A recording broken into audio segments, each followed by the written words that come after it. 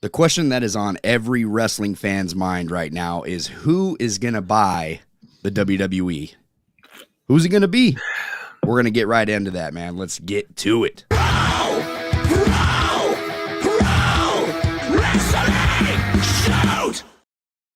What is going on? Welcome to another episode of the Pro Wrestling Shoot. I'm Jesse Carter. Joining me as always, James Pinard Jr. James. I'm not going to say it because we're on YouTube. But what's going on? Really not much, man. Just same old business, work and whatnot. Been told here and there, hey, if you find some eggs, give me some eggs. Eggs? Yeah, the egg shortage and everything. Oh. In California? Yeah. Oh, I got you. Egg shortage meant what? You guys don't have an egg shortage? Nah, we're good over here, man. Oh no, over here. We're in farm town over here, bro. No. Yeah, we're good. We're golden. Oh no. You need some eggs, man? I'll ship you some eggs. No, trust me, we got eggs. Okay. We got eggs, man. I thought you knew about this.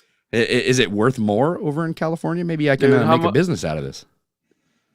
Dude, eggs, well, because there's like a bird flu, and I guess there's not enough chickens, and they're dying and stuff. And crap, dude, people are. You haven't seen the memes on Facebook about? Oh yeah, well, get ready, you're painting potatoes for Easter. No eggs. I'll tell you this right now, okay, and this is not exclusive because we're saying this live, but I don't see anything on social media anymore. I literally, on everything on social media, I have everybody unfollowed. Like, I don't follow nothing on social media but professional wrestling. I literally only get on there to follow wrestling news, and I'm trying to stay away from. That was my New Year's resolution this year. I wanted to stay away from social media and not be on it as much, but I have to because I'm the one that promotes everything when it comes to this podcast and our brand. So speaking of which, man, I owe an apology to a lot of followers, man. Like, I am terrible at commenting back on stuff. Like, I'm trying, trust me, I'm trying to, like, get back to everybody's comments, like when they comment on a post or when they hit us up in DM or anything like that. And if I haven't interacted with your posts, that I'm going to be trying to do a lot more. James is going to help me out as well. So we're going to be a lot more active on Twitter, and we're going to be engaging in a lot more posts, not just from our posts, but from other people's posts. Like, I just feel like we need to be more active as a brand. And so if you felt that we've neglected you, I apologize. Well, here we are. Dude, yeah, I am just like super busy all the time. But yeah, as far as social media, I did not see this egg shortage, nothing like that, because I don't get on social media too much unless I'm tagged in something on Facebook, or if I'm on Instagram and we're tagged in, like, so Instagram, I don't even have a personal Instagram. It's just the Pro Wrestling Shoots Instagram. And my personal Twitter, I am literally never on. I will get on like the Pro Wrestling Shoot Twitter. I'll engage with people like Everything Pro Wrestling, Indie Wrestling Corner, Ray Sanchez, and, a few others. Matthew.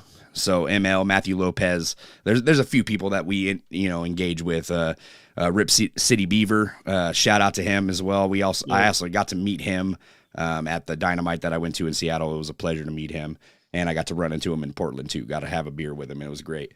But yeah, dude, that's pretty much as far as I go with social media, dude. Like, I'm trying to stay off it because at some point it just got so toxic that I was just look, I don't want to ruin my day. Like, I still follow you, James, like your posts. I'll follow you, your girlfriend, like family, close family and friends I'll follow still. But for the most part, like, I just don't try to engage with it too much.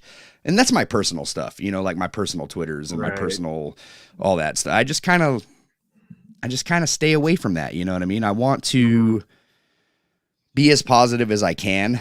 And even when it comes to professional wrestling nowadays, it seems like it's just a lot of negativity, right? Like, we look at our podcast today. We're going to be talking about a situation that's pretty scary and different for something we grew up watching, which is the WWE and who they're selling to. And we're going to get into that. But other than that, dude, this week has been a blessing and a curse at the same time for me.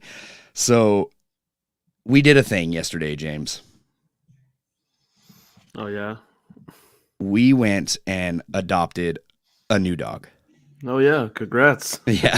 So we have a new dog that is, it's kind of like a poodle. not into poodles, man. I'm just, it's Mixed? not my thing. Just straight poodle or mixed? No, he's mixed. He's a mix. He's take a poo. And I'm not saying that to be funny. That is what they're calling him. Let me, I'm going to scroll my text real quick and see like what he is exactly. But, you know what? I don't even have that. I don't even have that text. Okay. So I don't know what he's mixed with. I forgot. Full grown or yeah, he's full grown. He's a year old. Okay. He was living with an 80-year-old woman. And welcome to the chat, by the way, Conrad. Sorry for neglecting you, man. I didn't mean to do that. Thank you for joining. I know that he's excited to see what we have to say about this Vince McMahon stuff. They just did a fantastic podcast. If I might say, they do a Clash of the Podcast every single Monday. Everything Pro Wrestling, that is. They pronouns, pal. Use some Vince McMahon lingo. So Everything Pro Wrestling every single Monday does Clash of the Podcast, and then every single Wednesday they do a Dynamite review for Everything Pro Wrestling. Clash of the Podcast has been going on for a few episodes now. I must say that this episode that they did yesterday, if you guys didn't catch them, it was probably their best episode. I'm going to say that it was their best episode. I was super engaged in listening to this while I was driving today at work. Fantastic conversation about Vince McMahon and what's going on right now with Stephanie and the WWE, and the Royal Rumble talk was a lot of fun to listen to as well. So go and check that out on Apple Podcasts, Google Podcasts, and Spotify over at Everything Pro Wrestling. Those are my boys. Appreciate everything they've done for us over here at the Pro Wrestling Shoot. But yeah, dude, getting back to this dog, he was living with like an 80-year-old woman, and the dog is completely untrained. So it's a year old, but you know, she's pretty old, you know, so she didn't really have time to train it. So it was either adopt the dog or the dog was going into the pound. Well, it just so happened that my wife wanted a little dog. So it's not a full blown poodle where they stand like super tall. This is a pretty small dog. Right. Yeah, dude. So we just decided to go with it. Ivania is my wife. She really fell in love with this dog as soon as she seen the dog. And so we just took it, man. So now Max, which is my baby boy, man, he's 100% purebred good boy. That's what he is. 100% purebred good boy. And, he's my best friend. So yeah, we adopted this dog, and now he has a friend. And I was really worried that he wasn't going to like this dog, but he's enjoying it, man. He's out there playing with him right now. Is like, if you hear dogs barking in the background, that is what's going on. It's always a good sign. So yeah, that is what's happening. So new member of the Carter family, dude. A new dog, and his name is oh man, so his original name was Pippin, but when we picked up the dog, they're like, you can change his name because he doesn't come to that anyway. Yeah. And forgive me if I'm butchering this, but his new name is Peluche, and that stands for fluffy in Spanish. Is that correct, James? Do you know that one? Yeah. Okay, Peluche. Yeah, that's correct. That's his name, because he's just a ball of fluff, pretty much. So, yeah. That was all right. That's cool. I mean, I think I told you guys that we recently got a cat. We recently got a cat ourselves about back in December, but before Christmas. It was between the cat and the dog, and it's kind of, it's kind of hard for me to get a dog just after my dog passed away like a couple years ago. So it's still it's touchy, the wrong man. way. But yeah, we got a little cat ourselves. Kitten, very very sporadic here and there. When we're trying to sleep, just wants to bug the hell out of us. Oh yeah, whatsoever. So that was my night last night. It was Peluche's first night at our house, and this guy just wanted to fucking play all night. That's how they are. And he was he got up on his back legs and he was shoving me like a person would to wake somebody up. He was doing that to me to wake me up, and so all night I was dealing with this. He just wanted to play. He was dealing with a new home. Yeah, it was pretty good, man. Other than that, I really didn't do much this week because this was my first week back to work. Actually, last week was my first week back to work. I lied. Yeah. So this week is my second week, so I'm still recovering from that long vacation that I took. It'll catch up to you. But I do feel well rested, so that's why I didn't really let the dog keeping me up all night bother me. So it was good. But guess what came out Sunday? Yeah, I've heard you ramble about it. Dude, I've been waiting for this for like so long. 3 months? 2 months. That's a long time for me to wait for a show. Just about now you gotta wait. 2 or 3 months, man. The Last of Us episode 1 came out, and it was a masterpiece. It was so freaking good and so close to the game. If you guys have played the game on PS3, phenomenal. Check it out. Speaking of games, WWE 2K23 has announced that they got a new game mode coming out. I don't know what that's going to be. Hopefully it's something that me and Conrad from Everything Pro Wrestling has been talking about, a joint between the universe mode and the GM mode. I'm hoping that comes to life, as well as maybe an online universe mode. That is what I'm hoping for. But I have a feeling that the new match type that is going to come out this year, because it was on the main roster, and a lot of people doubt this, but I think it's actually going to happen this year, and that is the War Games match is finally going to be on WWE 2K23. Just because it was debuted on the main roster in Survivor Series, I don't see how you cannot put that in at this point. Yeah. I mean, they figured they did Rumble games on there, online. You can put 8 wrestlers in a ring with 2 rings. Yeah. They'll manage to fit it in there, which, that's a good addition. Yeah. So it got me and Conrad to talking earlier, and we think that AEW is going to be coming out, the AEW Fight Forever, that is going to be coming out now in May, which I suggested that was probably a better release date than before WWE 2K23 comes out, just because a lot of people pick up WWE 2K23 or the 2K franchise games, and they get bored within a couple of months, right? And they wait for the DLC to come out and stuff like that, and then they start popping back on.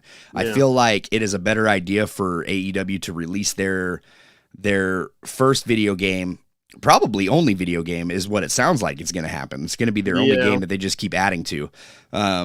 It's probably a better idea that they release that after WWE 2K23, just so people can get that out of their system and play that, and then want something different in a wrestling game and pop on AEW. I think that would be a wise decision for Ukes and THQ Nordic and AEW and everybody else involved with this game, Kenny Omega. I'm sure they're thinking about this kind of stuff. What do you think, James? Yeah, no, I do agree with that. Well, you don't want to compete with them at the same time, because you're not going to compete with yourselves. With WWE 2K23, you want to just catch them at the right moment. Like you said, when DLC's coming out, give it about a couple months in, and then people start getting bored. Boom, you release it. Oh, hey, this is the hot thing. I can play this while I'm waiting for DLC, and it could hook people. I mean, I think Impact did the same thing. I'm trying to remember when their release date. I can't remember when that release date was, but Impact's game was not.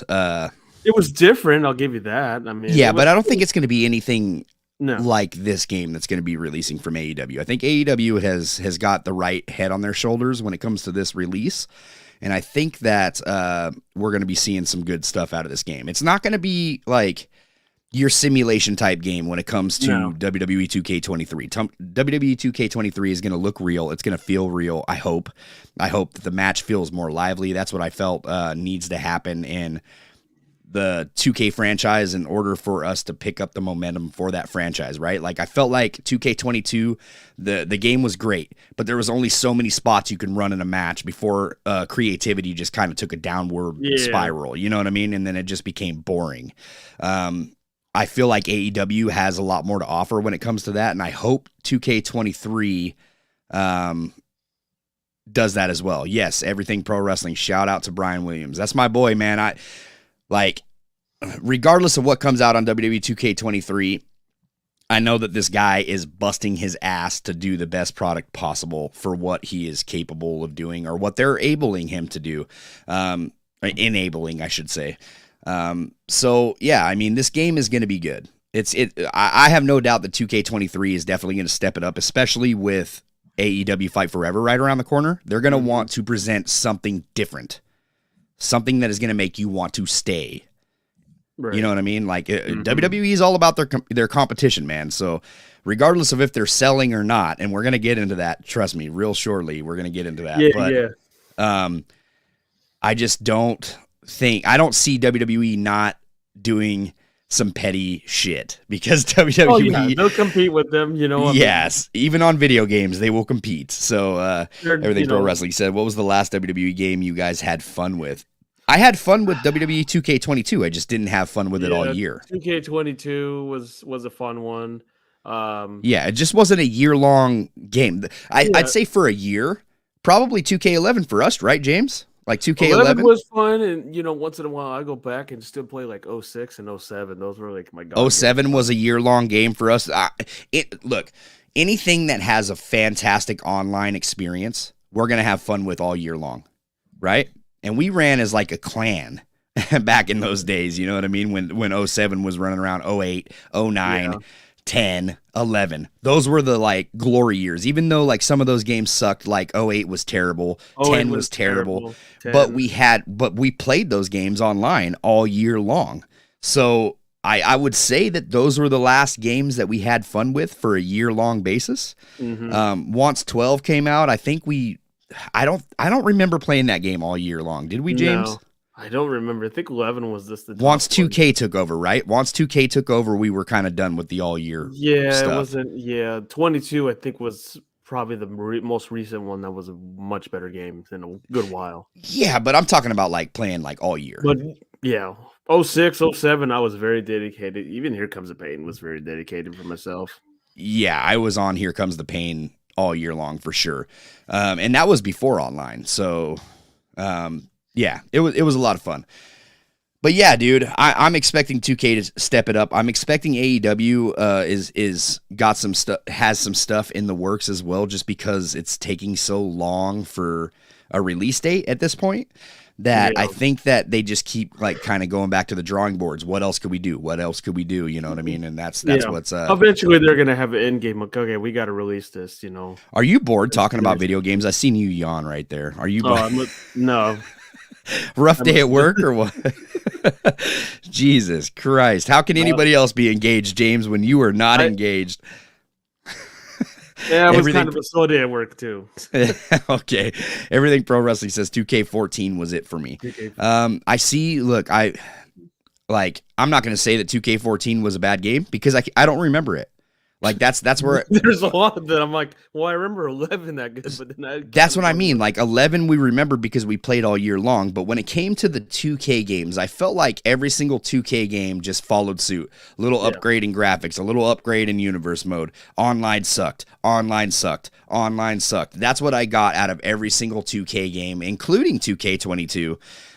Even though they did bring the lobbies back, the lobbies still sucked, so I didn't have any fun with them. So I really can't remember 14, like anything past 12. I don't really remember, except for 2K19, and obviously everybody remembers the shit show that was 2K20, and then 2K22, which was a lot better for me. So yeah, I don't know, man. It's crazy. Everything Pro Wrestling says. THQ last game with 30 years of WrestleMania. Technically not 2K in my eyes. Which one was not 2K in your eyes? Because THQ did all of them, right? Except for WWE 12, right? I think. Let me. I think THQ was WWE 12. Were they on 14? No, 2K was 14. Let's see. Let's see. 12. Let's see. 12, I think, was THQ. 12 was THQ. Okay, yeah. So let me. Yeah, everything with THQ was good with me. Like 13, I enjoyed the THQ games. Yeah, 13 was transition THQ and 2K. Okay. So yeah, that's what I'm saying. So yes, but I think what Conrad is also getting at is 2K14 was because 2K basically took over the engine, right? The graphics engine, everything else. So like what you see on these 2K games, it was all done by THQ. They're just changing the buttons and shit now. Like, but all the whole system was built by THQ and Ukes, I think. So it's crazy. Everything Pro Wrestling says 2K14, THQ did most of it, and 2K over a little before release. Yeah, and I understand that. Okay, I got you. Yeah. Even like I said, even with the 2K brand, all the engines and everything were built with THQ and Ukes. They're all their engines. 2K basically just copy and paste now. But I don't think that's going to be the case this year. I think they're going to do a good job with, like I said, man, Brian Williams is back with 2K. He's got some good stuff cooking up. I'm not going to talk about it. I don't know everything. You know what I mean? I don't even know, as much as it may sound like I know.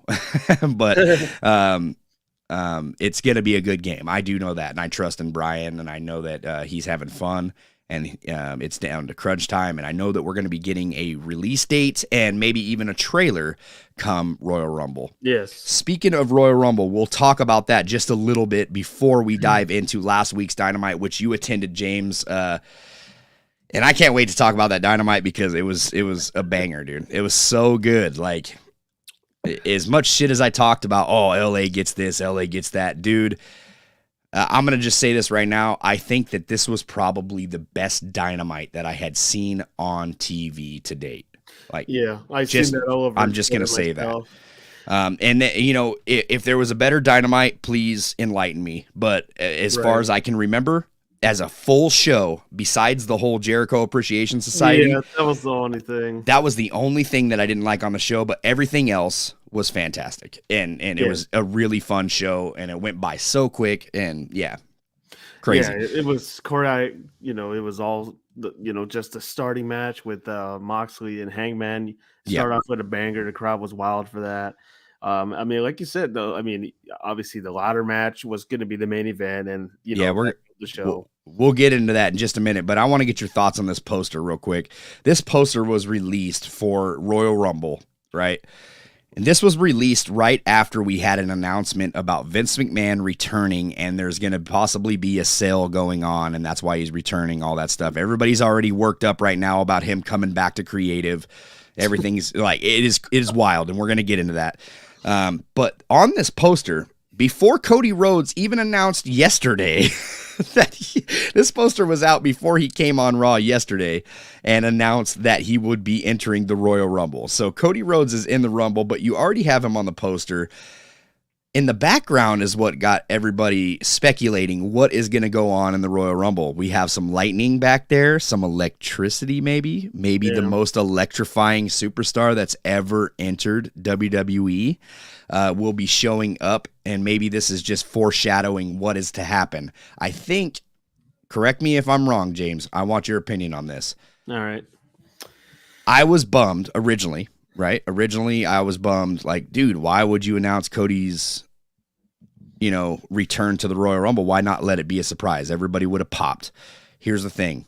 Cody Rhodes, I still believe, will have his WrestleMania moment. But I don't think he's winning the Royal Rumble now, man. I think that this set up because the Cody Rhodes, he wanted to announce his return, because if he returned at the Rumble, none of that would have mattered once number 30 hits and you hear, "If you smell what The Rock is cooking." Number 30, I'm guessing The Rock is coming back at the Rumble, and he's probably taking it all. And we're going to get that stupid ass match for the title. And maybe what you said at the beginning is going to come to fruition. You're going to get Roman Reigns versus Cody Rhodes in one match at one night of WrestleMania. And then night 2, maybe Roman Reigns and The Rock. Why are we doing this, James? Is this what's going to happen? Did I nail that on the head or not? Yeah. Okay. So granted, to Seth Rollins, when they were teasing that whole thing, he got injured. I thought, plans went south. They're going to change everything around. Of course, he pulled it off and said, yeah, that's all BS. At one point or another, I don't know how the ticket sales of the Rumble are right now. I know they were up there very big, and, The Rock coming back, that's been talked about for months and months and months and months still around. I kind of agree with it. I think it's going to be the way. I think it's going to be, I know everyone was pushing it. Cody's going to win the Rumble. The Rock's going to be in there. I've heard so many scenarios. Do you give him the moment? Do you give it to Seth? Does he, does The Rock, and I've heard this as the conclusion too, does The Rock get involved and screw Roman over during the Kevin Owens match? Do we see his swerve? You got to take accountability with That's Sami true. Zayn. So here you go. Kevin Owens versus Roman Reigns. And this is not for one title like what they're doing with the tag team titles. They're doing the whole split thing, which I do not understand. They're defending the Raw tag titles and not both of them. So it sounds like they're going to split these titles again for the tag team, which is stupid. I think we need to unify all these belts and just have one champion. That means it makes it mean more. You know what I mean? Mm-hmm. But what if the swerve is, like you just said, The Rock comes in, interferes in this match, and then we get the swerve of the century. Kevin Owens wins the undisputed WWE Universal title, and this is how we get the titles off of Roman Reigns right at the Rumble. Yeah, and then The Rock's not even in the Rumble. Do you get what I'm saying? He's not even in the Rumble. Cody wins the Rumble, and we get Cody versus Owens at Mania. How about that? Nobody's seen that coming. This is what I've heard as a scenario. I can't remember who it was on TikTok. Well, the scenario was The Rock enters a Rumble. Roman gets pissed off. He screws over The Rock in the Rumble, and then vice versa. Rock screws him over in the title match. It could be Kevin. I mean, I don't know. It could be Sami Zayn has never had the world title before. I mean, he's the hottest, thing in wrestling for WWE. Right. I mean, could you picture him as a world champion beating Roman? I think he deserves it. I mean, he's in the group. He could be the one to break the whole thing down. I don't think you need to be the most phenomenal wrestler in the world to be the most over wrestler in the world. And right now, I feel like Sami Zayn's one of the most over people in the WWE. I mean, if you want to take it that way, I mean, Rock's in there trying to get a title match, trying to win the Rumble. Roman screws him over. He screws him back for the title. Somebody else wins it. Boom, you don't get that title match you guys didn't want. Roman I hope so. Dude, off, and I hope he just says, all right, the hell with the titles. I'm feuding for this, and then we're going to have like new storyline. You could have Kevin Owens and Sami going for the world title. That's your next feud going on. Then you have, Cody and Seth going back at it for, back and forth. And then Roman, you have him splitting with The Rock, and then see where he goes from there, or takes a long awaited break. Yeah, man. I really hope so. And I hope that's the case. That's the best case scenario for me. I do not want this to be a title match. It doesn't need to be for that. But if it does, I mean, whatever. Everybody wants to see Roman versus The Rock. We'll finally get to see it. I just feel like that takes it, unless this is going to be like a best of 3 type of thing. You know what I mean? We're going to get like a trilogy out of this, and soon. I do not want it to be a one-time match. It shouldn't be like how Rock and Cena was. Okay, so there you go. If it's a one-time match and it's for the title, who's going over, James? I mean, I would think Roman would go over. Exactly. It's fucking predictable. It's so predictable. It's the thing with Vince McMahon. He keeps going back and forth. I'm never going to get into this later, but he keeps going back and forth. Triple H keeps inserting everybody. I'm creative. He's not. It keeps going back and forth. So, I mean, do I believe it? I wouldn't cross Vince's mind if he ever gets to the position. I mean, he's doing whatever he wants. Yeah. I mean, I could see, I could see it. I mean, hell, they put Goldberg as a world champion. Oh, God. This gave me flashbacks. Look, and I'm still saying it. At one point, they're gonna have Rock and Brock one more time. I just sense that in the future. Maybe at SummerSlam. I don't know why, but I sense that. I don't want that.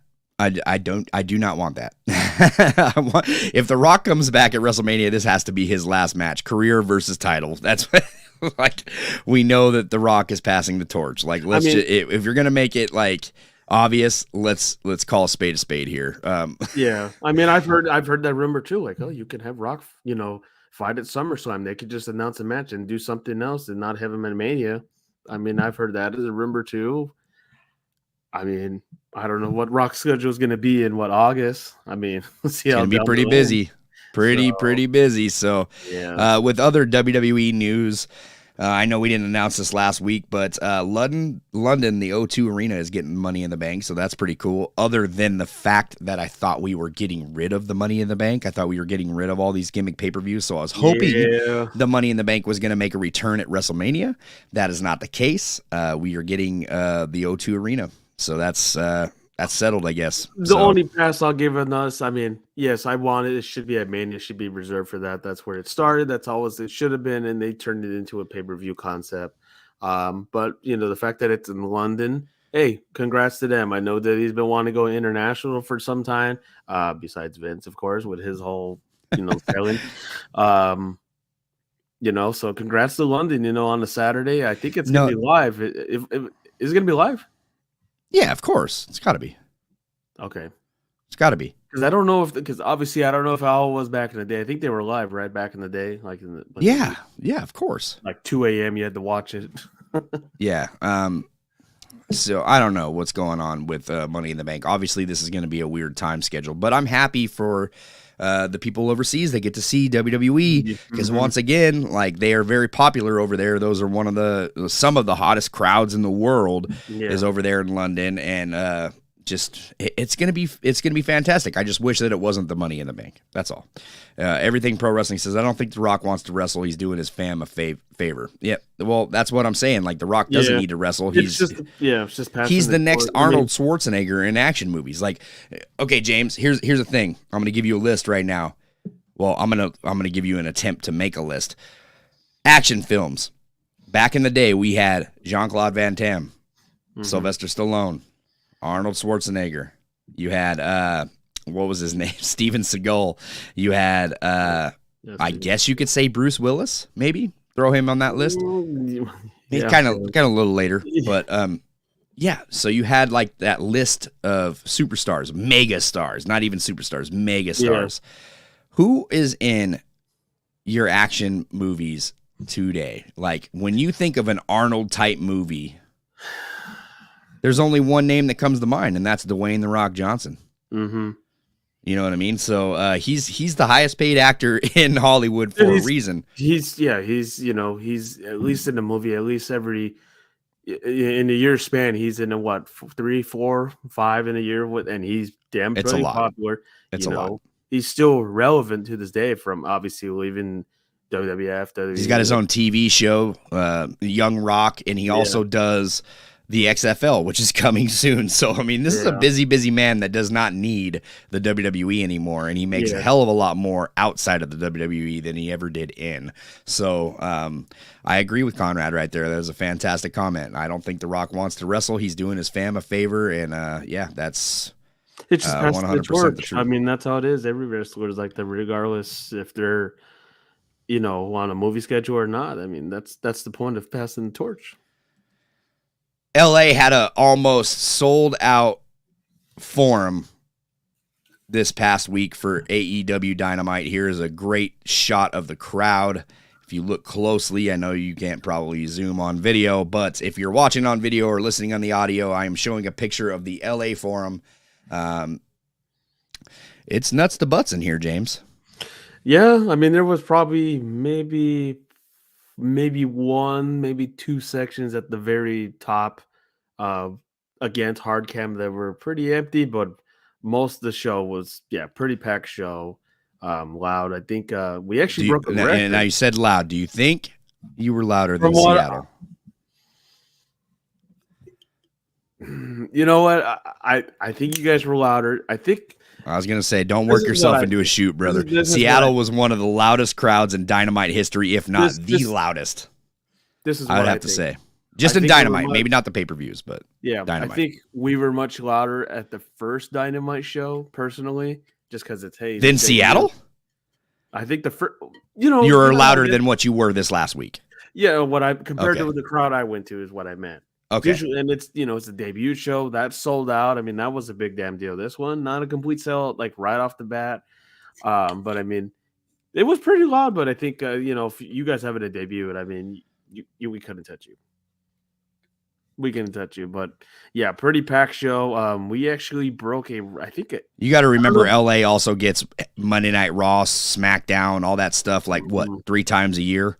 4 times a year, maybe. I think we always get like a holiday tour or something like that around December. And you get a pay-per-view probably once a year, stuff like that. Yeah, so we don't get none of that. We get 1 Raw, 1 SmackDown a year. We waited the entire 3 years, almost 4, to get a Dynamite. So this crowd was ready to explode when we got there. So that's what Seattle had on their mind. But I will say this. LA's show, look, as much as I thought that we had a great show, it was a fantastic Dynamite in Seattle. fantastic, amazing, a lot better than I thought it was going to be. And on paper, if you told me that this show was going to be that good, I would have. I actually already said it. I think I made it public here. It was not going to be that good. That's what I would have said.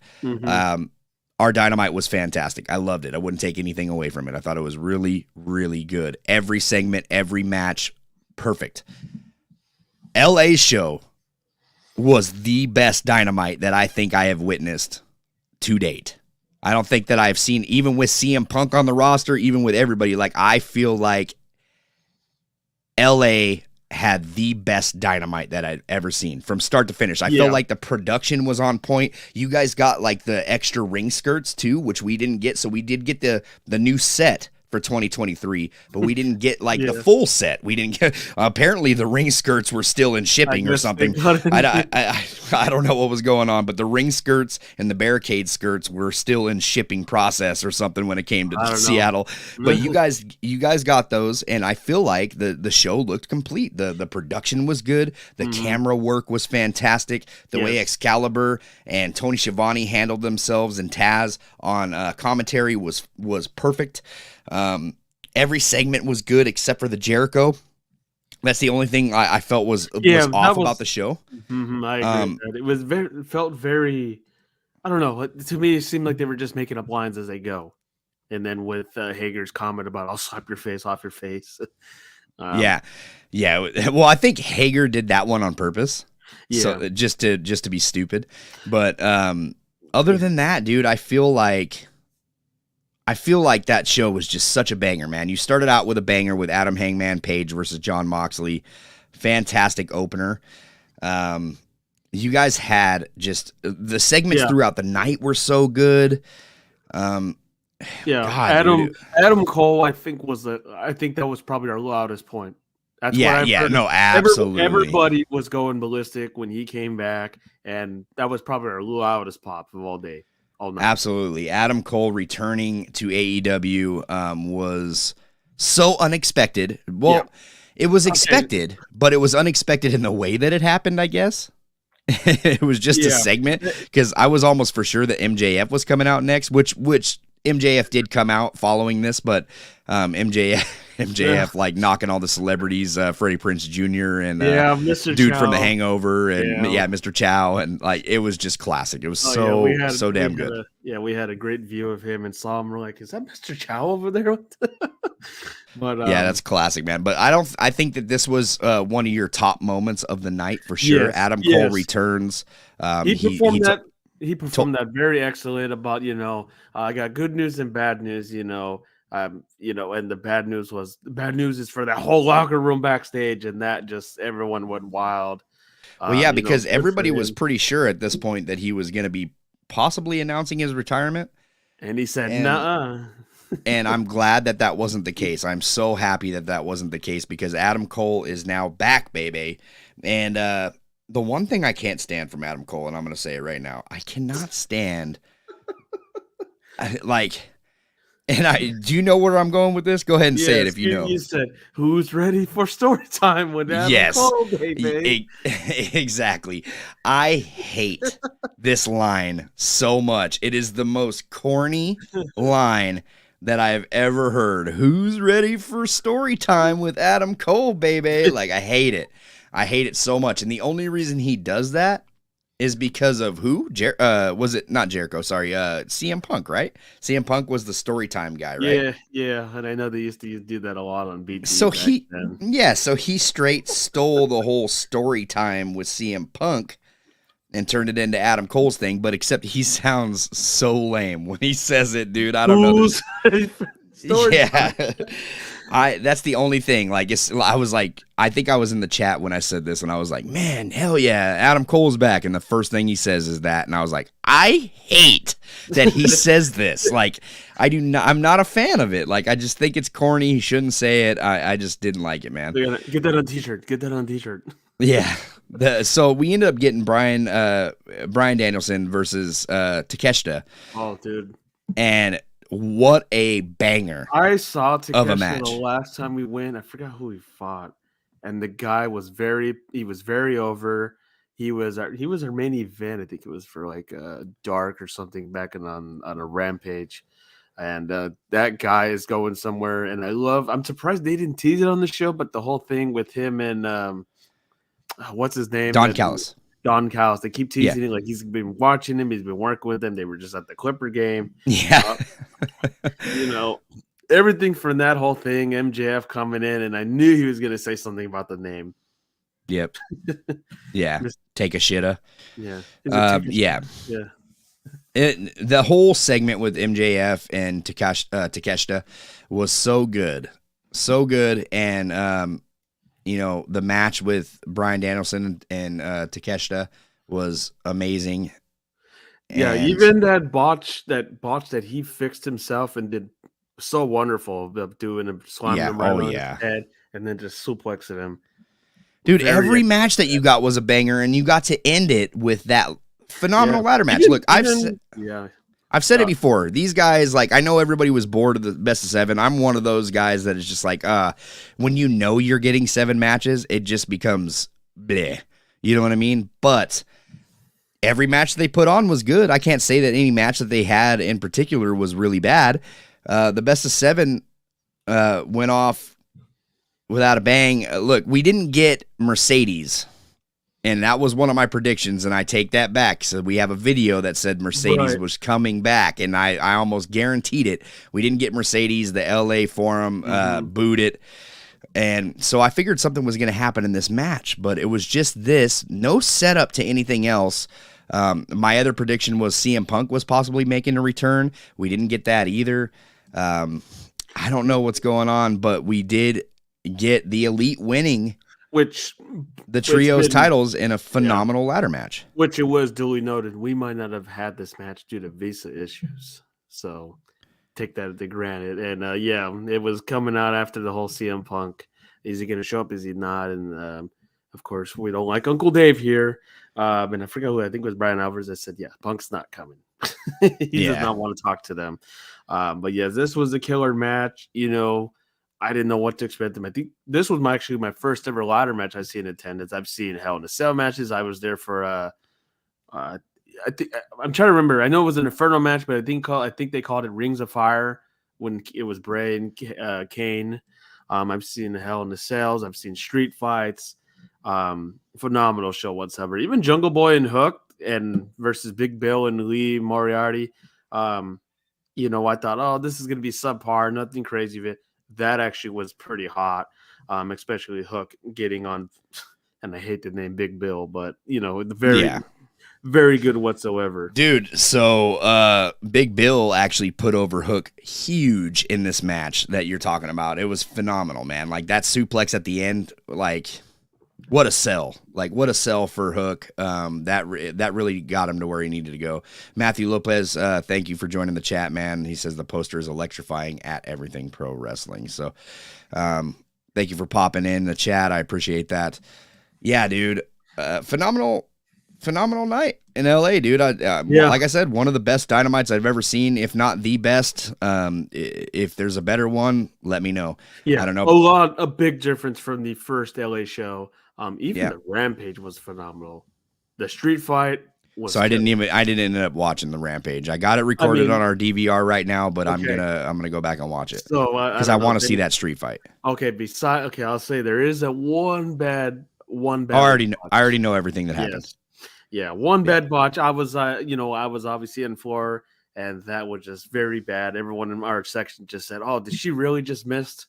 Yeah, Willow power bombing Anna Jay off the stage. And really let me just say credit to MJF defending Anna Jay. I know everyone.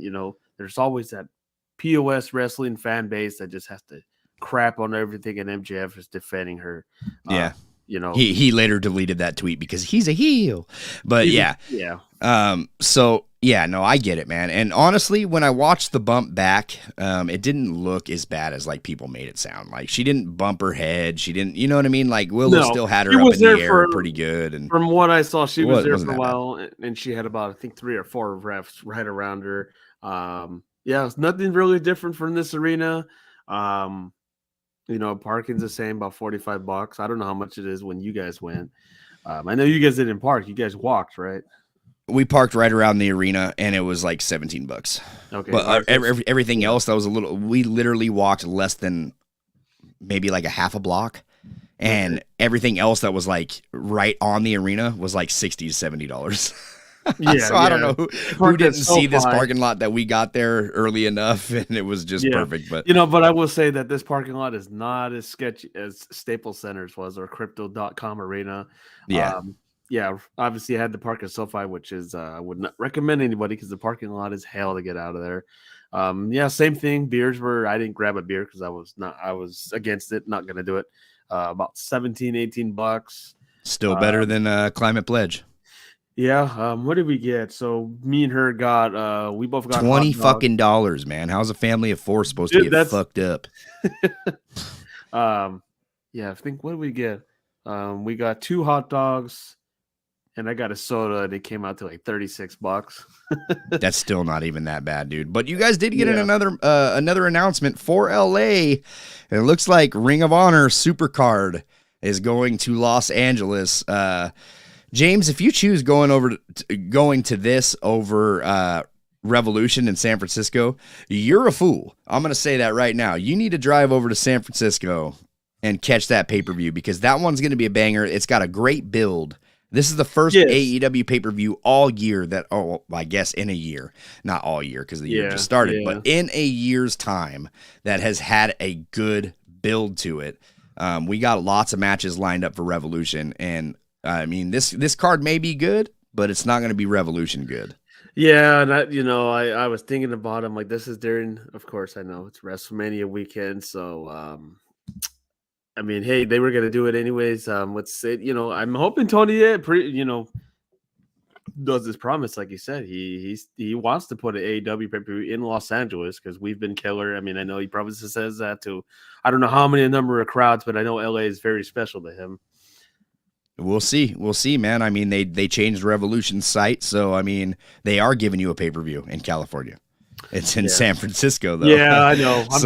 I'm just a little lazy myself. But so I don't see them taking it to LA right after, because people are going to complain about that. Like, no, hell no. They just got San Francisco. They can drive. I don't want to hear that. Look, you got Revolution, okay, and then you got Double or Nothing. Just bring it back. Screw Chicago. Well, Double or Nothing, I feel like that pay-per-view needs to stay in Vegas. Otherwise, it's either Vegas or maybe Atlanta. But those are like the only two places. It's a gambling pay-per-view. Like, come on. I know. It's got to be gamble themed. That's the theme of it. But shout out to Tony. Just always. That was like Halloween Havoc had to stay in Las Vegas, right? Like, that was how it was in WCW days. Like, you needed to have Halloween Havoc in Las Vegas. You can't change that location. That's it's like Hog Wild and Sturgis and all that. Yeah, exactly. You can't change that. That's the theme of the pay-per-view. Like, if you want to go to that pay-per-view specifically, you better travel. So, yeah, dude, we're going to get into what everybody is here to talk about. I'm sure what everybody popped in later. And by the way, if you guys are watching this video after the fact of the live, please like the video. Please comment afterwards. It helps us in the algorithm. If you're listening on Apple Podcasts, Google Podcasts, or Spotify, please rate and review. Give us that 5-star and leave a friendly review, man. This helps us out, helps our growth, helps us find more people who enjoy wrestling podcasts. So I would really, if you want to support us and you feel like we deserve it, please give us that rate and review. It helps us greatly. And if you want to help us even further, we have a merch store in the link of the description of this podcast. Go check out our merch, man. We got tons of different designs and lots of options over there at our Brainbuster Tees store, as well as our sponsors over at Manscaped. Go and support our sponsors. They just came out with a new beard grooming kit that is amazing. Like, I cannot believe it is no longer about shaving your balls, ladies and gentlemen. This is about beard game as well. They love just natural, good hygiene, man. Like, it's about hygiene now. It's not just about, it started off as just shaving your balls. You know what I mean? It's not like that anymore. It's all about that hygiene. They got good shampoo. They got good conditioner. They got good body moisturizer. They got good deodorant. They got good lip balm. They got good boxers, the best boxers in the world. And now they have the best grooming gear for your beard. So check. I know James is excited, man. He be shaving that beard all the time. And, now you got a decent pair. Yep, you got the beard oil. You got there's a lot of stuff that comes in that, and I will show that on our Manscaped ad later. It's good for the winter time, man. Yeah, absolutely. But that is a way to support us. Use that promo code PWShoot at manscaped.com for 20% off plus free shipping. And yeah, we'll give you an ad here in just a little bit, but we're going to get into what everybody wanted to talk about, and that is who will buy the WWE. Is it going to be Peacock? Is it going to be Disney? Is it going to be Fox? Is it going to be Mr. Tony Khan? Or maybe somebody else we don't even want to got mention. a 20 right here. I'm buying the company. Yeah, I'm afraid that's not going to work, sir. But we will be right back right after these words from our sponsors over at Everything Pro Wrestling. Pro Wrestling Shoot listeners, this is Conrad Cushman from Everything Pro Wrestling, here to let you know that Everything Pro Wrestling is a show by the fans, for the fans. And every Monday, we are live on YouTube with our classic show, Clash of the Podcast, 6:05 Eastern Standard Time. You can listen to myself and my tag team partner, Sean Hubbard of Hubbard Wrestling Weekly, talk all the latest and greatest in pro wrestling. Also on our YouTube channel, live every Wednesday following AEW Dynamite, myself and Derek bring you the live post-show coverage. Make sure you guys are tuned in to check us out. And did I mention we are also on audio platforms like Apple Podcasts, Google Podcasts, and Spotify. Now, let's get back to listening to the guys of the Pro Wrestling Shoot. All right, we're back right here on the Pro Wrestling Shoot. Thank you, Conrad, for that ad, providing video ads. I'm going to have to get Bombcast to give us a video ad as well, man, because the Bombcast is phenomenal. Great podcast. Graham Baker and Brian Williams, obviously. We talked about him earlier on the video game talk. Yeah. I need a video ad from you guys. If you're listening, give me a video ad. I will post your shit all damn day. I support that podcast 100%. So when we went off the air last week, we were talking about Vince McMahon's return, and something happened on Twitter. Something incredible happened on Twitter. There was, I think it was bodyslam.net. Am I correct on saying that? Bodyslam? I think Bodyslam was the first one to report that Saudi Arabia had bought WWE, and everybody lost their shit. So there was a point where like we thought it was true, but at the same time, a transaction like this doesn't just happen overnight. This is something that needs to be built up. There's a lot of lawyers that go into this. There's legal shit that needs to go into it. There's a lot of stuff behind the scenes that need to happen for them to sell that fast, right? To make a transaction. Obviously, it wouldn't cross my mind, like I said, and I still believe it is. Vince will just go through every loophole he can to get it done with. This was trending worldwide. It went on for all night. That whole night, at least 2 days, it was trending. Really? It was. I don't know. Before it got shut down. So it was shut down. But here's the thing. So it was shut down. Okay, Body Slam released it. There's now everybody's retracting their statements and saying that there was bad information that the Saudi. There's a lot of information that was backtracked. Yeah, so they're saying that the Saudis did not buy WWE, and that the investment fund was not going to be purchasing WWE, and that was all shut down as a rumor. Here's the thing. I don't believe this was a rumor at all. I don't believe that WWE. I don't think that this was an accident, James. I don't think this was an accident. I think that this was put out there for feelers.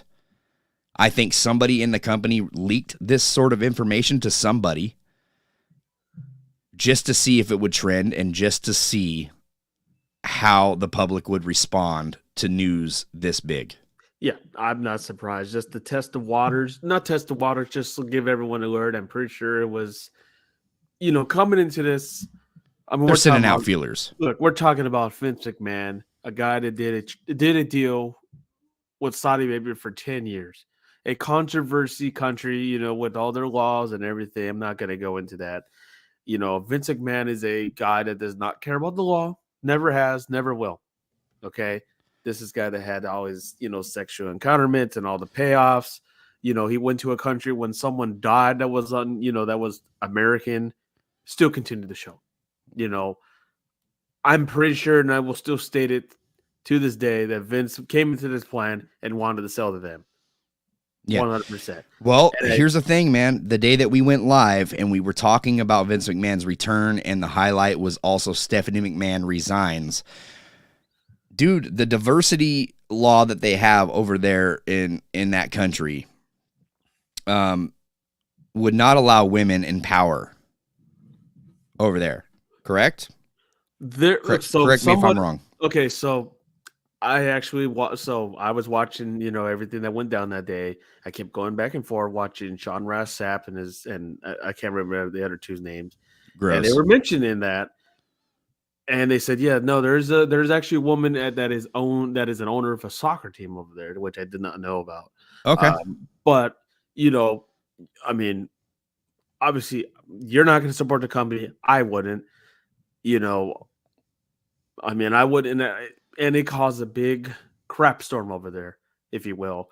It was rumored that a lot of wrestlers said, I'm not going over there. I'm not going to wrestle. I don't feel comfortable there. I mean, you have Sami Zayn, who is your top star, is not allowed to wrestle over there, because of being from he's Syrian. Yeah, Syrian. Yep. And this was just and I'm pretty sure whoever released this information, I'm pretty sure this lit a fire under Vince's ass, and they just had to abort the whole mission. It definitely hasn't not crossed their mind.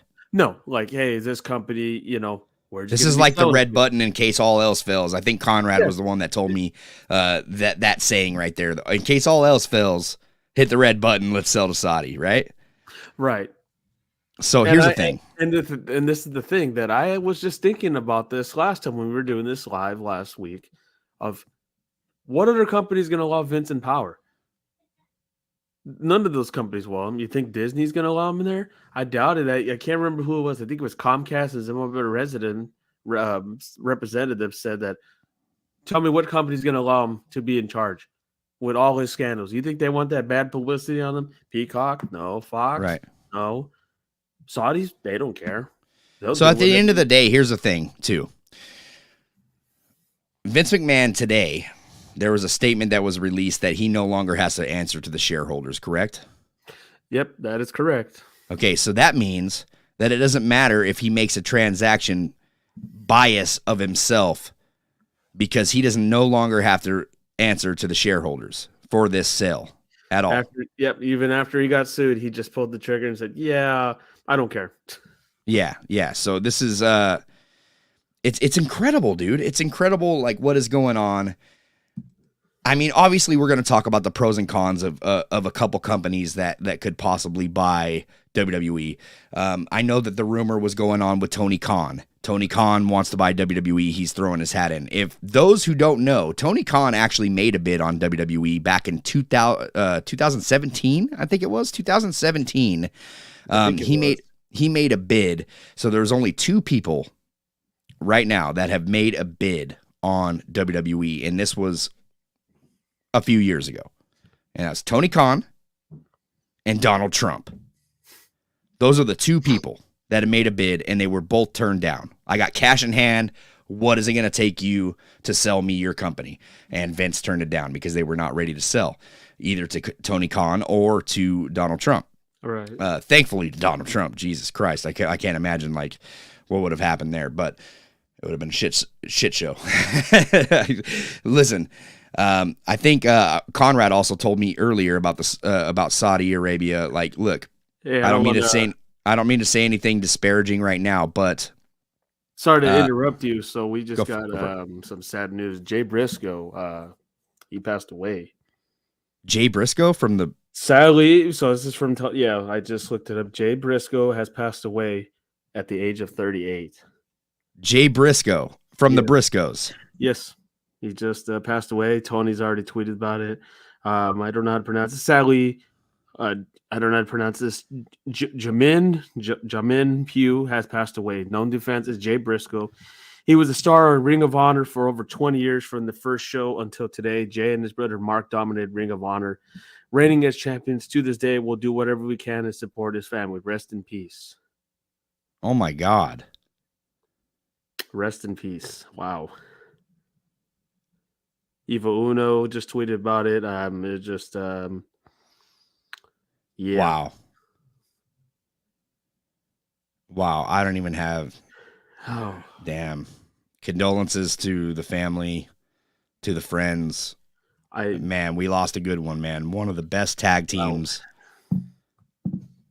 in the past few years, guaranteed. Yeah, so expect. I know we haven't done our Dynamite previews, but expect. Expect a bell salute, especially with WWE. Yeah, I don't know if WWE will do it, but yeah, AEW definitely, because obviously he's a part of the Ring AEW of Honor. roster. Yeah, so sad news there. Wow. Yeah. Well, that just, made everything that I was going to talk about kind of irrelevant when you, man, that's terrible. One of my favorite tag teams, the Briscoes, they just put on one of the best matches of 2022. Man. Probably the best series of 2022 with the FTR. Rest in peace, Jay Briscoe. That's incredible. I think Tony was the first one, of course, to. Oh my God. Yeah. So Tony Khan, this is for sure though. I'm not announcing this on the podcast. No. This is from Tony. It's tweeted. Even Sean Ross Sapp talked about it. Alan Angels just tweeted this 30 seconds ago. Evo Uno tweeted about this. Denise Salcedo. John Alba, multiple sources have informed me that he passed away. NoDQ.com. Yeah, it's just all over the place. Vince Dorado. But yes, I guess it was from a. Well, I'm not going to even share of how. No, let's not do that. But our intentions here is, condolences to the family. Yeah, absolutely. Yeah. Wow. I just seen the tweet too. That's. Yeah. Oh, man! Condolences to his brother, family. That's terrible, man. Mm-hmm. It's this kind of stuff when you go live, like. So our podcast used to be recorded, obviously. We used to just record audio, and now we're on the live platform, which is YouTube, and I guess this kind of stuff happens when you're live. Thank you for bringing it up, James. Yeah. I mean, it's not like that's the kind of news that you want to talk about, man. Jay Briscoe and the Briscoe brothers in general put on some of the most enjoyable matches of 2022, possibly 2021 as well, and man, that's just the wrestling world just lost a huge star, man. Huge star. So yeah, I'm wondering. I was really hoping for the day that we got to see the Briscoes finally on AEW as well. So thank you, Conrad. I just got that text in the Pro Wrestling Shoot group chat. Thank you so much. Yeah, very heartwarming. It's gonna be. I mean, what do you do, man? What you never want to hear this, I mean, this. All I can do is just send my condolences out to the family, the friends, all loved ones, colleagues that he worked with. I'm sure there's a lot of people right now that FTR, I know for sure, is needs some comforting for sure. So I just send our condolences are out to that family. That's rest in peace, man. I want to continue with this WWE talk, as hard as it is to continue with that. Yeah, you never want to see this, and it just popped up on the timeline, and I had to double take it and look, and so much condolences to the family. Rest in peace, man. It just completely took me out of my zone, man. There's a whole bunch of points that I wanted to talk about, and I just feel like it's so irrelevant now. You know what I mean? Like, Oof. wrestling news and dirt sheets and everything is so fun to cover, but what everybody just doesn't understand is how short life could be. And, you know, what'd you say it was, 38? 38, and Dude, you know I'm what 36. I just turned 36. Man, it's I want to consider myself still pretty young. yeah. You know what I love, you know, and this is just something I have to say, you know, whether you're not a wrestling fan, whether you are, you know, we all have our beefs with, you know, company to company, we all still come together, you know, even if somebody gets badly injured, all fans and wrestlers come together, you know, and we're all one wrestling family at the end of the day. And this is just some news I didn't want to talk about, and you know it had to be said. Yeah, I don't know where you go with this, but Yeah, this is oh man. William for Prestige says absolutely devastating news. Had been speaking with Mark Briscoe frequently recently about bringing them in to Prestige for Roseland 5 this year. Two of the best tag team wrestlers to ever do it. Rest in peace, Jay Briscoe. You'll be remembered forever, brother. Just, man. I don't have a full image on my screen right now. But I did just find one I want to send myself. I mean, so we just lost Don West and now Jay Briscoe. I'm like, oh, it's been a rough year already, man. And you know, unfortunately, the wrestling business is a tough business. These guys, I think that everybody just doesn't realize like what these guys actually put their bodies through going into this kind of stuff. And I'll tell you what, man. I'm sure that Jay Briscoe lived his life to the fullest with no regrets whatsoever. Yeah, phenomenal worker, him and his brother. Legendary tag team. You know, they're the best tag team. You know, I'm speechless, really. Speechless to hear this. It's yeah, Matthew Lopez, I see your comment right there, and that's what we're talking about too. This just happened, so we kind of stopped. We halted the talk about the WWE buy, and now we are going to focus on Jay Briscoe, which is unfortunate, but I didn't get a full screen image, but somebody in you know, shout out to Twitter. I can't even remember which follower. Oh man, that I follow posted this, but let me see here.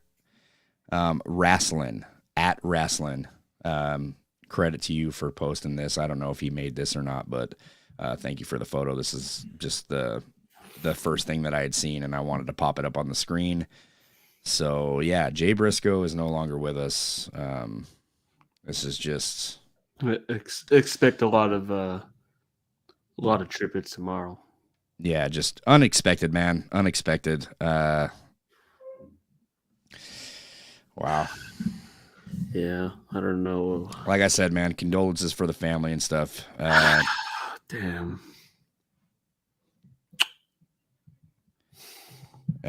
Conrad Cushman from Everything Pro Wrestling says, rest in peace, Jay Briscoe. I had the opportunity to meet and watch Jay Briscoe perform many times. He always treated me with respect. You will be missed. Matthew Lopez says, yeah, he will be. This is heartbreaking. And yeah, man, I unfortunately never got the opportunity to meet or see Jay Briscoe perform live. Had killer kick-ass matches with FTR. I mean, I didn't know. Even beyond FTR, man. They of course, they've been way back, you know, and I knew about the Briscoes. I didn't watch them fully. And they're, you know, it was an honor to watch Jay in his last match with FTR in the dog collar match. Yeah. For everybody listening on the audio, I know that you were probably waiting for the pros and cons for the WWE sale. Sorry we had to take this turn, but I mean, this happens, especially when you run your podcast live. If you were here in the live chat, you would understand. I know that we have a pretty good audience for our audio platform, so apologies, but the Briscoes were one of the best tag teams in the world, and I just feel like we had to turn our focus on to Jay right now and lift him up and his accomplishments, and obviously him as a person, the way he treated fans. Conrad's had his experiences, so I'm sure that many other fans have also had their experiences with Jay Briscoe. He was a real one, man. He was a real one, and that's one thing that he's a 101. Yeah, that's one. I mean, we're gonna continue talking about the WWE stuff in just a minute. We'll talk about the sale in just a minute, but it's just it's hard to cut back to that when it just seems irrelevant. When you find out one of your favorite stars to watch is no longer with us. You never want to run into this, never want to hear this news. It was saddening when we were before this doing obviously podcast form, no YouTube streaming, and hearing the news of Scott Hall, and this is this is very heartbreaking. Yeah. This is one of those guys that you just wanted to see have their comeuppance, you know what I mean? And this hits me very hard. It's like Brody Lee is the last one I can think of that really hit me very hard. Yeah. It's tough, man. It's tough. Matthew Lopez says I was there live when he won the ROH World Championship. That's cherish those memories, man. You know what I mean? Like, that's cool that you got to see that. I have a few of those moments too with wrestlers that we've lost over the years for WWE and stuff like that. I got to witness some really cool moments, Eddie Guerrero being one of them. So, it's unfortunate, man. Like I said, man, don't take anything for granted every single day that you live on this planet and you're breathing. Be kind to one another. Be good to one another. Take care of one another. Love each other. You know what I mean? Like, that's what we're put on this planet to do, man. And you just never know when your time is coming on this earth. So, don't live in regret today. Fix your affairs while you still have them, because you just never know, man. You just never know. And it's unfortunate, man. Like, before we start, back onto this WWE talk, I just want to once again give my condolences to his family, his colleagues, his friends, his brother. I'm at a loss for words, man. I don't know what to say. Yeah. So it's terrible. It's terrible, man.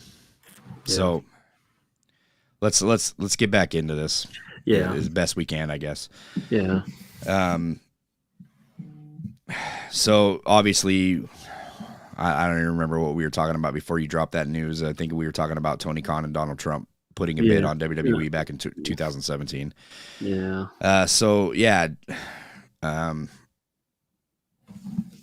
God, that just really fucked me up. Like, I know. I don't even know where to start with this. It just seems irrelevant. So obviously we have a few companies in mind that want to buy the WWE. Amazon's being talked about, Disney's being talked about, Comcast with NBC is being talked about. Tony Khan is being talked about as well. Tony Khan being somebody that wants to throw his hat into the mix, into the mix of buying it, which I can't blame him. But I would like to talk about pros and cons for each of these companies, and also obviously the Saudi investment fund is also trying to buy the company as well.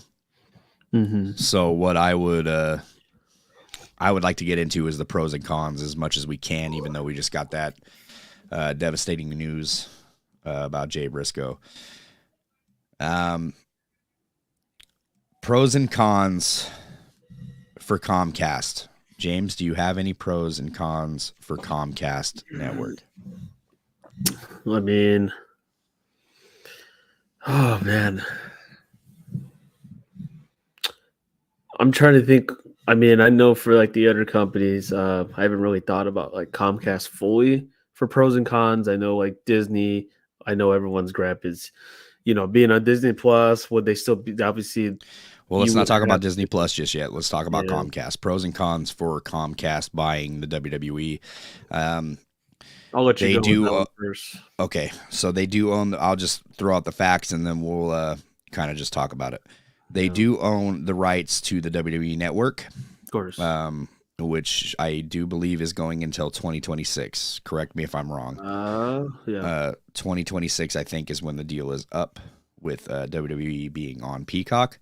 So, yeah, WWE owns or doesn't even own I mean, NBC doesn't even own the rights to that. They're just kind of renting it to be on their network. Comcast is another company that also doesn't have really anything for themselves, right? They just kind of rent the rights for a lot of stuff for Peacock or whatever the case is. Mm-hmm. If they bought WWE, they would now own the rights to something. Finally, they can put their stamp on WWE and say, this is mine. We can now run WWE on Peacock for however long we want. They would have a new TV deal. Obviously, they would not be doing a deal with USA or Fox. Obviously, I think this would now be an NBC product or a Comcast. I don't know how that would work. Do you think that they would still, maybe it would still go to the highest bidder? Maybe they would still allow USA to put in a bid, same with Fox? I mean, considering they have, they're obviously owners of NBC, Telemundo, Telexitos, if I'm not, Cozy TV, MSNBC, CNBC, USA Sci-Fi, and NBC, SN, Oxygen, Bravo, and E, and then of course owning Peacock.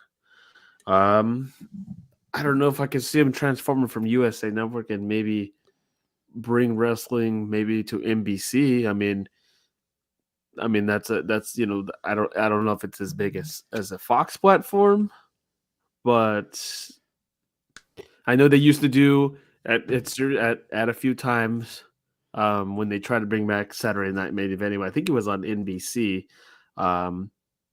They could get more viewership, going from USA Network to NBC. Okay. Yeah, because it's now on a local platform, and that's a bigger channel than the USA Network. I mean, it's kind of like it's like Fox. Local. Yeah, it's like your channel, local. So that's a pro. I would count that as a pro, right? It's a pro that NBC now owns the rights, and that they would keep the stocks public, obviously. So, which they can do good numbers, and I mean NBC they used to do, and they've done big events. They've done, they've done the Olympics has been on there. They've done like award shows and stuff. Thank you, Conrad. I see your text in the group chat. I appreciate you, man. Thank you for keeping us updated on the situation with Jay Briscoe. Yeah, I mean, they would be able to do a lot of things because it is a big channel. It's a big platform. They would be able to keep their stocks public. So I feel like stockholders would be happy about it being public. So those are some pros. I don't think it's enough pros is what I would like to announce for a couple other places. So let's talk about Amazon real quick. I know I didn't put them on the flyer, but Amazon is also interested in buying. So just keep this in mind too. A lot of people are worried about the Saudi investment fund owning, right? Obviously, it was an uproar when we got that Twitter message last week when it went viral. Yeah. So it was in an uproar. Twitter was in an uproar. Everybody was going crazy because Saudi, including me, like I was right there with everybody. Like we were getting the news the same way. I was posting, I'm never watching WWE again. If this fund buys out WWE, it is no longer in my moral compass to watch this product or support anything it does. No, including WrestleMania, Royal Rumble, and SummerSlam, which is what I grew up on. So this is a very heartbreaking time, and it's all up in the air. Nothing is for sure until it's done. But We'll probably be talking about this until about WrestleMania, or maybe even a little bit after, just because a sale takes about 3 to 6 months to happen. Finalization of deals like this take quite some time, and a lot of lawyers to look over paperwork and contracts, everything else. We're going to be seeing if releases are going to be happening. We're going to be seeing if Vince McMahon is going to put himself back in creative, which everybody's being reassured that he's not, but Stephanie McMahon once again stepped down last week, so it has a bad look when Stephanie McMahon comes and tells everybody that it's business as usual, nothing is changing, management is not changing, this is not changing, and then she steps down, she quits. So this is a really bad look, and nobody was really, I don't know. Stephen Kelly, sorry, I was busy. Hey, man, no worries, dude. I'm glad you're here now. Thank you so much, Stephen, for showing up. I appreciate you. And, yeah, dude, so nothing is guaranteed in this, but it's just a bad look for Stephanie quitting and everything else like that. Yeah, it's so the point I was getting is Saudi owns a lot of stock in places like Disney, Amazon, you know what I mean? And amongst lots of other companies that are interested in this. The only people that they don't have stock in, I would say, is CBC and Comcast. Maybe they do have Comcast. Somebody correct me in the chat if that is true, if they are investors in Comcast or not. I'm not sure about Comcast. But I do know that Tony Khan, there's no stock in Tony Khan. So Tony Khan and Shad Khan, which is his father, are also interested in hearing. Yes, sorry about that. Stephen Kelly, did you hear about Jay Briscoe? Yes, we did, man. We were just talking about it. We had to kind of, we're still trying to pull ourselves together over that news, and still just trying to continue with the show the best we can. But it's hard, man. It's a hard time. So they do own a lot of stock in Amazon and Disney, but here's the thing. They don't own enough stock to tell somebody what they can and can't do. So if Disney or Amazon were to buy the WWE, they cannot force them to bring back Vince McMahon. And what Conrad was talking about earlier, and I think I was talking about this before we got the terrible news about Jay Briscoe, and Conrad was talking about how little the Saudi Arabian organization knows about professional wrestling. They still think Yokozuna is still with us. They still think the Ultimate Warrior is with us. They still think all these wrestlers that are no longer a part of wrestling are with us. They don't know anything about wrestling or the product or what's going on. Yeah. They would be a terrible owner for WWE, and this is one of the many, many, many reasons why I would not support this sale to the Saudi Arabian government. To them buying WWE, if that was a possibility, this is like buying chump change for them. They would use this as a tourist attraction. Hey, we got WWE over here. That would be a big tourist attraction. Yeah, they got stocks in every single market. They got nothing but, obviously oil and all the other companies like you mentioned. But Amazon Amazon is somebody they have stock in. But like I said, with that being said, they cannot force Vince McMahon to be a part of this, even though Amazon owns them. They only own like a 5% stock or whatever it is in Amazon. It's not big. They're not like what Vince has, that class B. You know what I mean? Like he holds the majority of shares, so he basically does what he wants when he wants. They are no longer allowed to do stuff like that. So Amazon, pros and cons. What do you think would come of an Amazon buy from WWE? Because I don't think they have much to offer, even though they're a huge company. You put them on Prime, now you're putting a paywall. They would Amazon. Amazon's another place. I mean, you could put their pay-per-views like the WWE Network in 3 years. You can put that on Amazon Prime, maybe. That would be a plus for them. You could. You still have to get a TV deal. I don't know how Twitch would work for them, but they do own Twitch. I mean, they would.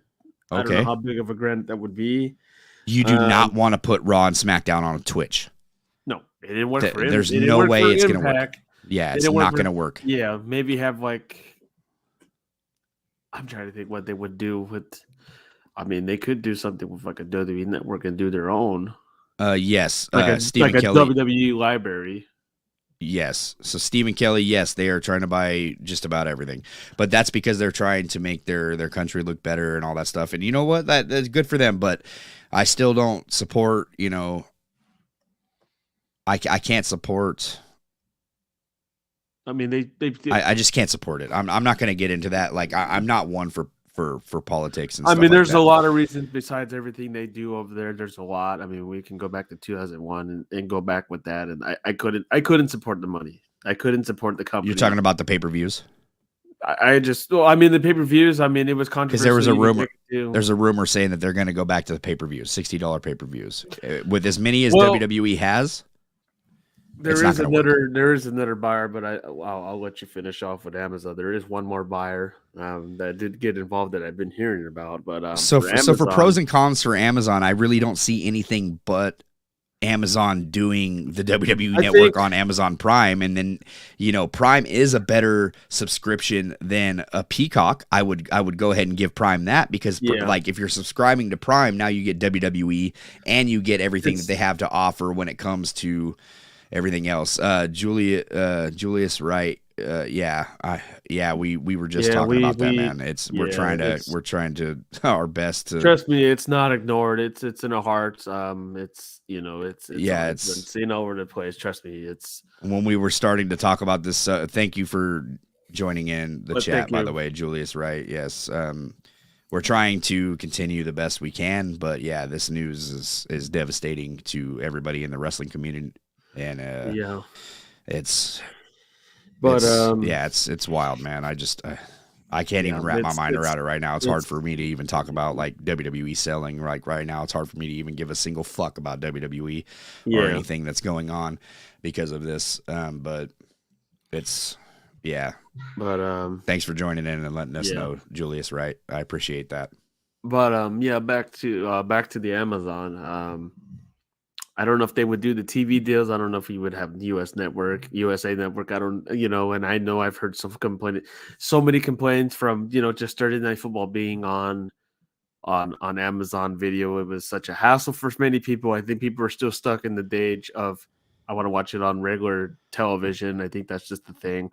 And I know eventually it's going to move on. Like, hey, you got to get this and this. We eventually got the WWE Network and everyone transitioned to that, and you just had your Raws and SmackDowns on regular TV. So, I mean, I think for best solution, I think they still need to be on TV. But I mean, would it be a good investment for Amazon? Of course, no doubt. It's really a good investment for everybody. Anybody who is willing to buy WWE, it is. I mean, dude, this is a worldwide publicly traded company. If you plan on keeping it public, you're going to make a lot of money. If you plan on going private, I don't know what you're going to do. The only people that could really go private was probably be the Saudi investment fund. Julia Wright says, you're welcome. Thanks again, bud. I appreciate it. Stephen Kelly says, would Elon Musk buy WWE? Who knows at this point? I mean, they're open for bidders. They're open for everything else. But the main companies I wanted to talk about were Amazon, Comcast, Saudi Arabia, and, of course, we got Disney over here. Mickey Mouse running her way with the money in the bank. I don't know. Shout out to whoever made this. This is fantastic. Yeah, dude. So here's the thing. I think, you know what? I'm not going to get into Disney yet. I'm going to save that for last. I'm going to talk about AEW. Tony Khan buying WWE. This is probably where it's going to get a lot of traction. So here's the pros and cons for everything going on for Tony Khan, man. It's man, I'm trying to like wrap my mind around everything that's going on. I'm sorry if I'm taking a minute to collect my thoughts, but so Tony Khan buys WWE, right? There's a lot of great things that can happen here. A lot of great things. I want to take you back to the WCW days when Vince McMahon bought WCW out. A lot of great things came of it. A lot of bad things came of it. We didn't see a lot of these wrestlers come over to WWE for a very, very, very long time. Some of them would refuse to come over there. Now, I'm not saying that's the case for AEW, because I feel like AEW would give them the creative freedom that they desire. Like Sting, for instance. Sting didn't want to come to WWE because they thought he was going to ruin his character, correct? So Sting is one major person that we're talking about, but also the contracts come into play too.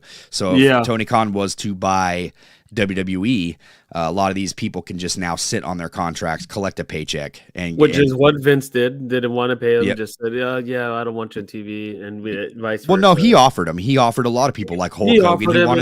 He wanted the NWO originally, like right off the bat, but instead. They were like, why would we do that? We're getting paid right now. We're gonna see out our contract, get paid, not put our bodies on the line, and we're gonna take it to the bank. Yeah, and it went downhill, and you had a pay-per-view based off of this, and it was just a nightmare. Yeah. So I mean, there's a lot of stuff that could come of it that would be great television, and I can't even stress this enough how fantastic it would be for the first couple of years. A WWE bought out by AEW.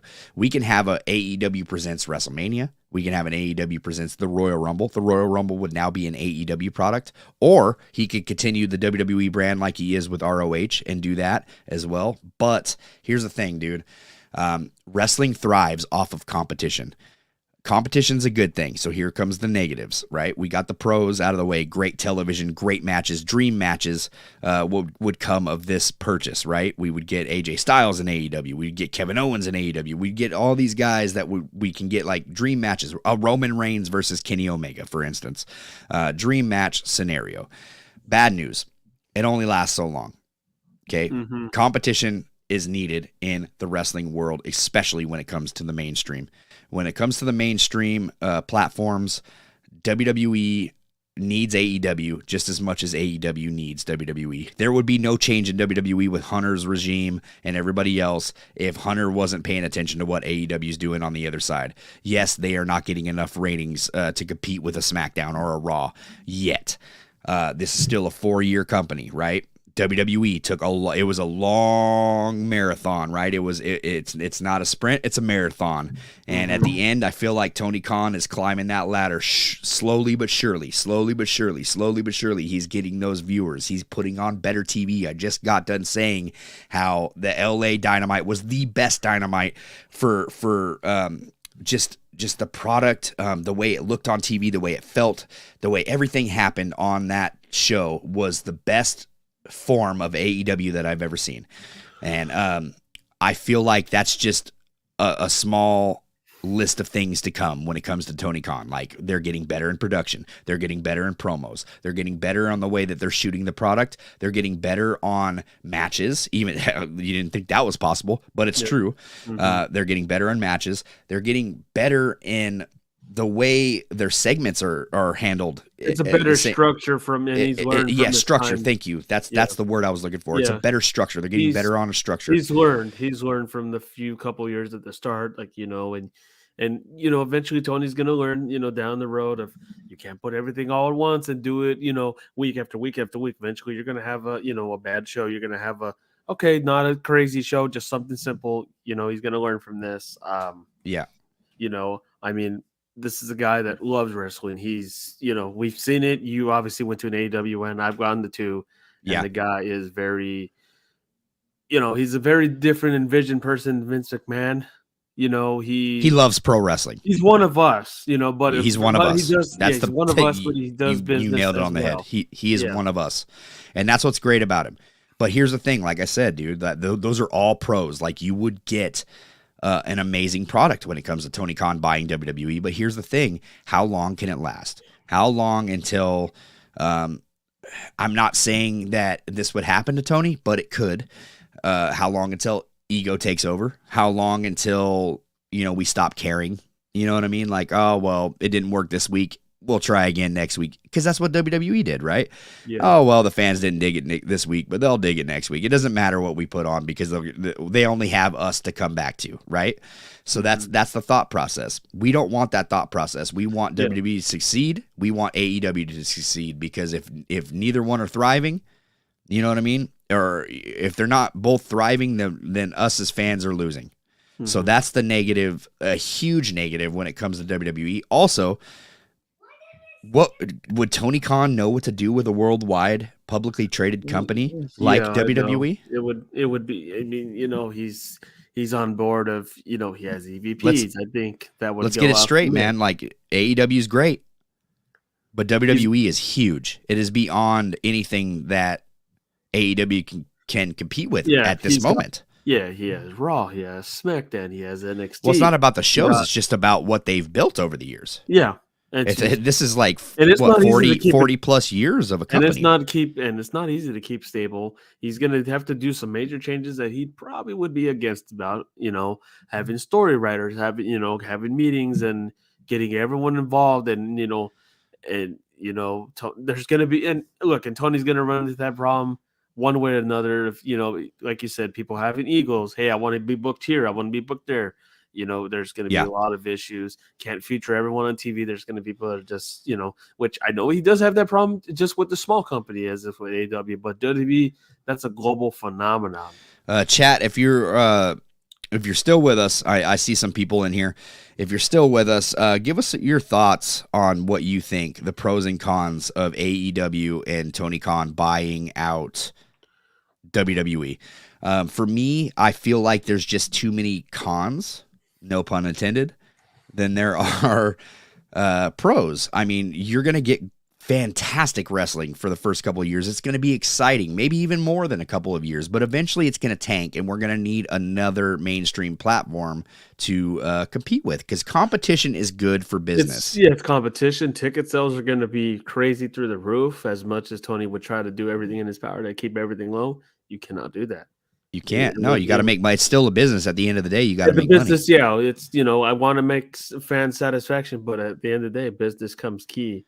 So, I mean, I agree, man. I agree. It's wild. I mean, I don't oppose of him trying to buy the company. I mean, I don't blame him for getting into the bidding. Yeah, I don't either. Stephen Kelly says, "Love your shirt, Jesse." Thanks, man. This is like one of my oldest Young Bucks T-shirts, the Super Kick Party. Yeah, it's one of my favorite Young Bucks shirts. I have a few of them. Stephen Kelly also says, "Would Goldberg go to AEW?" I doubt it. I mean, there was that rumor for some time that they wanted to get him, but would Goldberg do it? Meh. He could, as much as like the hardcore fans don't like Goldberg. I think that Goldberg showing up on AEW would make a huge statement. Just anybody from WWE television showing about AEW is a big deal. I waited too long to get to these comments because I don't understand what Conrad's talking about right here. He says that's what we wanted in 2019 when AEW started to. I think he's I think maybe change for WWE. Changing the competition. The competition, because nobody wanted to see WWE go under. I believe that. No. Like wholeheartedly. Everybody just wanted to see WWE do something different because we've been force-fed this crap for many, many years. Competition is key. It worked when they were competing with WCW. Yeah, absolutely. Stephen Kelly also says AEW is getting better all around. Yeah, 100%. Tony also owns the Jacksonville Jaguars. Yeah, so many of both pros and cons. Yeah, it's about even with it. It's even, man. It's even. But here's my thing, and here's my take, and I don't know where you stand, James. I know a lot of people are worried about Disney buying WWE because they feel like, it's always going to be forever PG. Check it out. My nephew, shout out to Dan Ige, on his victory this past Saturday on ESPN Plus, owned by Disney, had this brutal knockout victory. 32 seconds into the second round. Phenomenal fight, phenomenal performance. I'm really proud of you, Dan. Keep up the good work. You don't have to worry about anything with Disney buying WWE and staying PG. Look, Disney doesn't even have to put this product on the Disney Plus app. A lot of people think and associate Disney with the Disney Plus app, right? Like, if WWE gets bought, we're going to Disney Plus or Disney Channel or whatever on cable. I don't think that's the case at all. I No. feel like in 2026, when that deal right comes up with Comcast, the WWE Network can be brought back to the United States, and we can get the WWE Network back in a package deal, which they already run for Disney Plus, Hulu, ESPN, and now WWE. It might be a little bit more to get that full package deal, or you can just get the WWE Network by itself for maybe $9.99 or whatever it was before. No big deal. When it comes to a television show, though, I do not think that they would have or put their show on Disney, the Disney Channel. Obviously, you wouldn't be seeing that. They would probably still go for the highest bidder, USA, Fox, or whoever else wants their TV shows on their weekly basis, right? But I feel like that's a pro. You would get the WWE Network back in the United States. You'd get it in a bundle deal with Disney Plus. And not only that, here's another pro. We would get a physical Hall of Fame, possibly at Disneyland, possibly at Disney World. You would have some sort of theme attractions for WWE in Disney World or Disneyland, both, whatever. There's a lot of things that Disney can do, dude. Disney is wild. And yes, Saudi does own some... I don't know. They own some stock, 5% stock in Disney. That is not enough for them to force Disney into bringing back Vince McMahon. Yeah. And that's what a lot of people are concerned about, right? That Vince is selling this company to better himself, which I'm not counting out at all. I do believe that Vince is a very egotistical man, and I feel like he is more than capable of putting that in the fine print. Dana White did it. Dana White did it. As much as I don't want to talk about that piece of trash, Dana White did it. And it's just, I don't think that we're going to get a WWE without Vince McMahon at this point. But at the same time, I would rather take a WWE with Vince McMahon at this point than a WWE that is owned by the Saudi investment fund. Yeah, it would be a lot of good investments for Disney to own WWE. I mean, I've pointed it here and there a number of times. Everyone was frightened when Disney took rights of Star Wars. It's still a damn thing. They haven't changed any aspects to it. They've done, the Mandalorian, that's been the big hot thing about it. They were releasing movies for Star Wars like every once a year, which was a bigger deal. I mean, they were in a situation they were kind of in the same pickle, not like WWE. Well, here's the thing too. Like, I think that if Disney were to buy, they're not going to just say we now own wrestling and we're going to run wrestling how we want to do. You're not going to see, like, people are worried about Goofy versus Mickey Mouse in a ladder match at WrestleMania. I don't think we're going to get that at all. They'll transition, like, hey, have Mickey Mouse in a wrestling. They'll do like cartoon shows and all that, and do Lucha Libre Disney characters, and but not on the WWE. Oh no, of course not. But they would still keep it. I think if Disney got it, I think they would keep it the same aspects, like how Vince was like, hey, we still got our sponsors, we still have this and that. We're gonna watch out for certain things, but we're not gonna tone it down. I think it's gonna be business as usual, but with a better, and they're gonna make it all around. I think, not kid friendly, but they want to get everyone involved into one setting. Right. But what I'm saying is if Disney bought this, it doesn't necessarily need to be kid friendly unless they bought this and they were like, this is what we want. You know what I mean? This is what we want to do with it. Then, of course, if you own it, it's your thing. I'm just not worried about that because I don't think that that's good. I think that just because they're owning it doesn't mean that they're going to be putting it on the kid-friendly side of things. Just like ESPN. They bought ESPN. Look, you got ESPN highlights of football all day long. You got ESPN highlights of hockey. You got ESPN highlights of, UFC. And this is all very much contact sports. You know what I mean? They even have their own arenas. I mean, they were big helps in the NBA during 2020 when they had their own bubble system. And who came to rescue? Disney with their arenas. Yeah. So, don't count Disney out of this. I think that this would be the best case scenario. Out of all the people purchasing it, I would like to see CBS as a close second. I think that Tony Khan is a close third, obviously. I don't want to see Amazon own it because I feel like Amazon has nothing to offer us as much as the other three. But, Tony Khan would, obviously provide us with great wrestling, and we know that we would get great wrestling for at least, a few years, guaranteed. And the content would be probably some of the best stuff that you've ever seen on wrestling programming. You can recreate the whole WCW being bought and everything. There's a lot of things that go into Tony Khan buying it that would be phenomenal.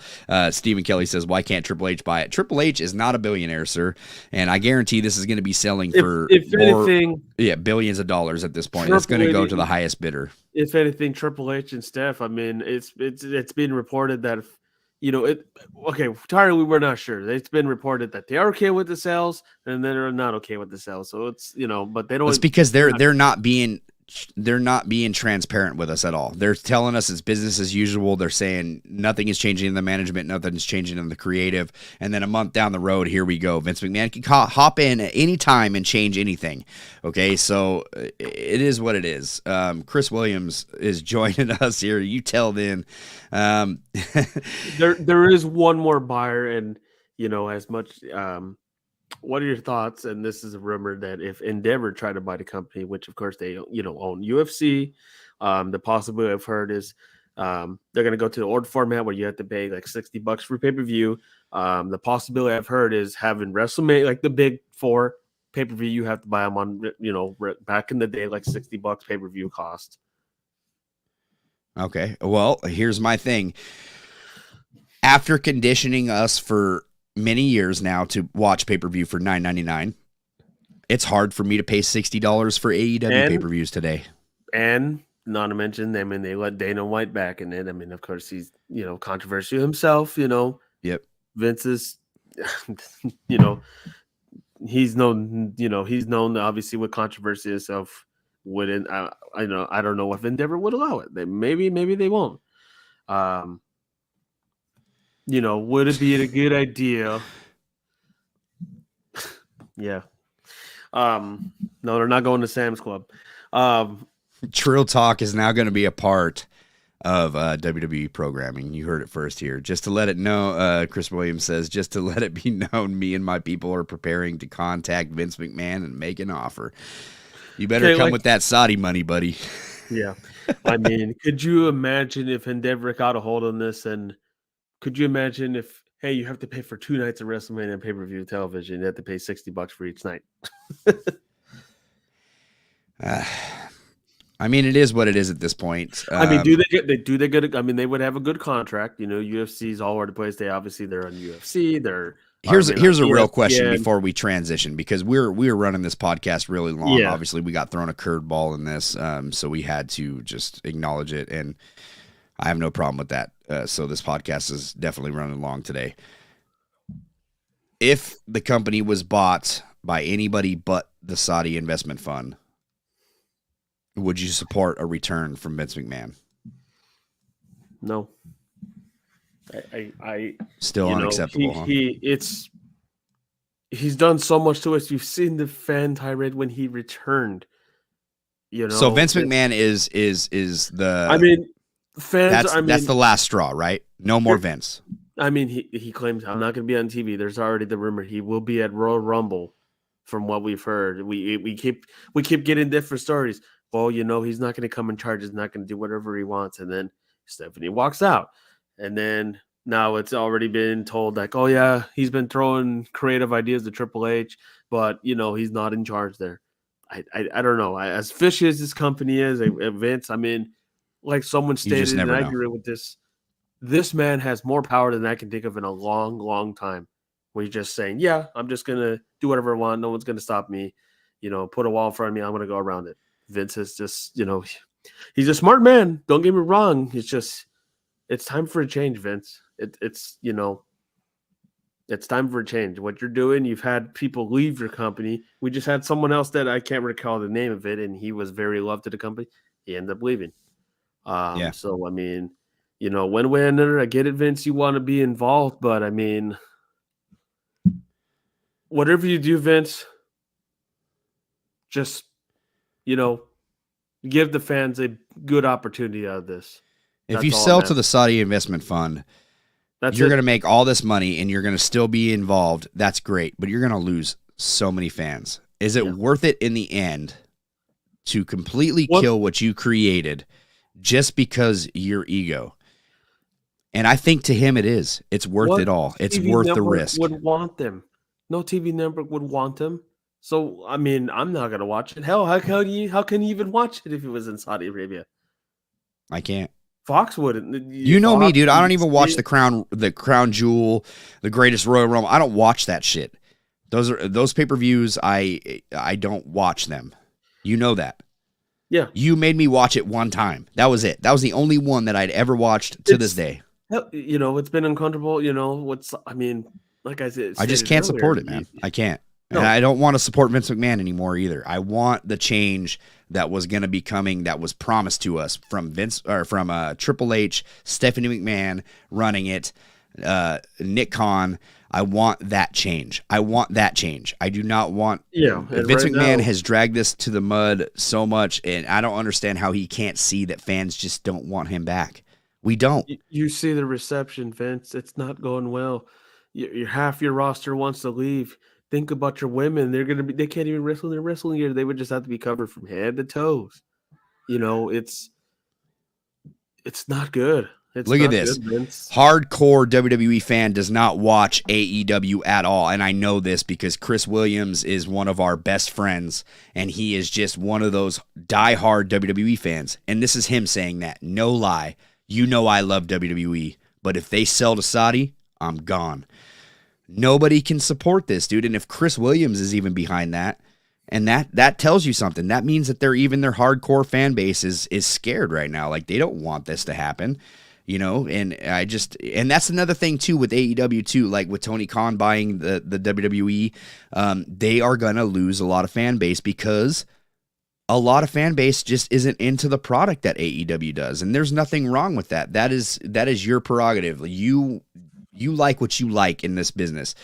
Some people like the style of wrestling and the style of storylines and the style of the WWE style. They just like that. And then some fans just prefer the AEW style. And some fans are like me who like both of both. Like, I like I like a lot of AEW, what they do, and I like a lot of things that WWE does. And I feel like a lot of companies do, you know, I mean, it's two different products, but you get what I'm saying here. This is a big thing, dude. Vince McMahon could be really shit in the bed here. Yeah, you've had a couple superstars that, you know, in the past when they did the Saudi Arabia shows. I'm not going over there. Kevin Owens, obviously. Sami Zayn. You got Sonya Deville. You know, there's been, I mean, Chris Jericho stated, I don't want to go over there. They got held hostage the last time they went, like a couple years ago. Yeah. Yep. They were shitting bricks. You know, Stephen Kelly says, I'm a huge AEW fan now because Vince McMahon sucks.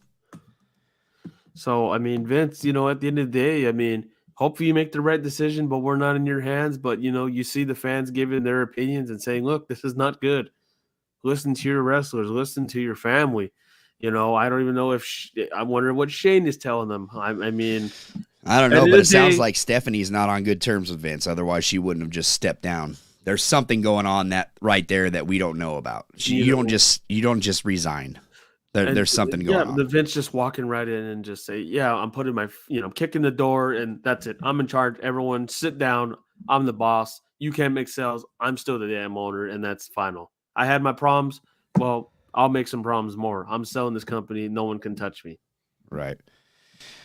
Well, we're going to have a quick segment about this week's AEW because these couple of segments ran really long. I'd like to just get into an ad placement right now for our friends over at Manscaped. They got those new beard products, man. They got those beard products, and we'll be right back right here on the Pro Wrestling Shoot. Oh, Happy New Year from our friends over at Manscaped.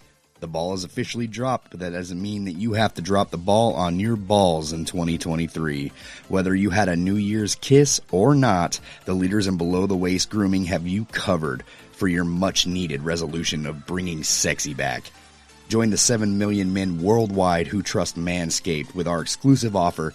Go to manscaped.com and use our promo code PWShoot for 20% off plus free shipping.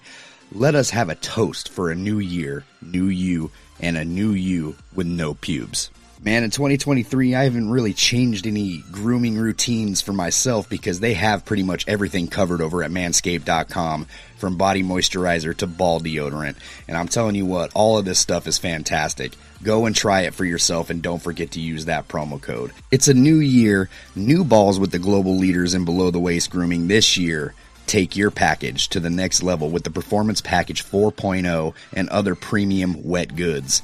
Inside the Performance Package 4.0, you'll find the Signature Lawnmower 4.0. The advanced skin-safe technology reduces cuts and nicks on your delicate parts. It also comes equipped with a 4000K LED spotlight that will shine a light to the promised land 2023 looks to be. Man, that grooming routine isn't complete without applying Crop Preserver and Crop Reviver before showing off your 2023 self. These unique formulations take care of the smelliest part of your body and are a big boost to your confidence into the new year. To complete the set, Manscaped threw in their shed travel bag and anti-chafing boxer briefs as free gifts to keep all your goodies stored comfortably. If you really want to make 2023 the year to remember, make sure to try out Manscaped's Wet Good as well. This includes their Ultra Premium Body Wash 2-in-1 shampoo and body deodorant. These products are the absolute perfect follow-up after your New Year's gym sessions. Cheers to the new balls in 2023.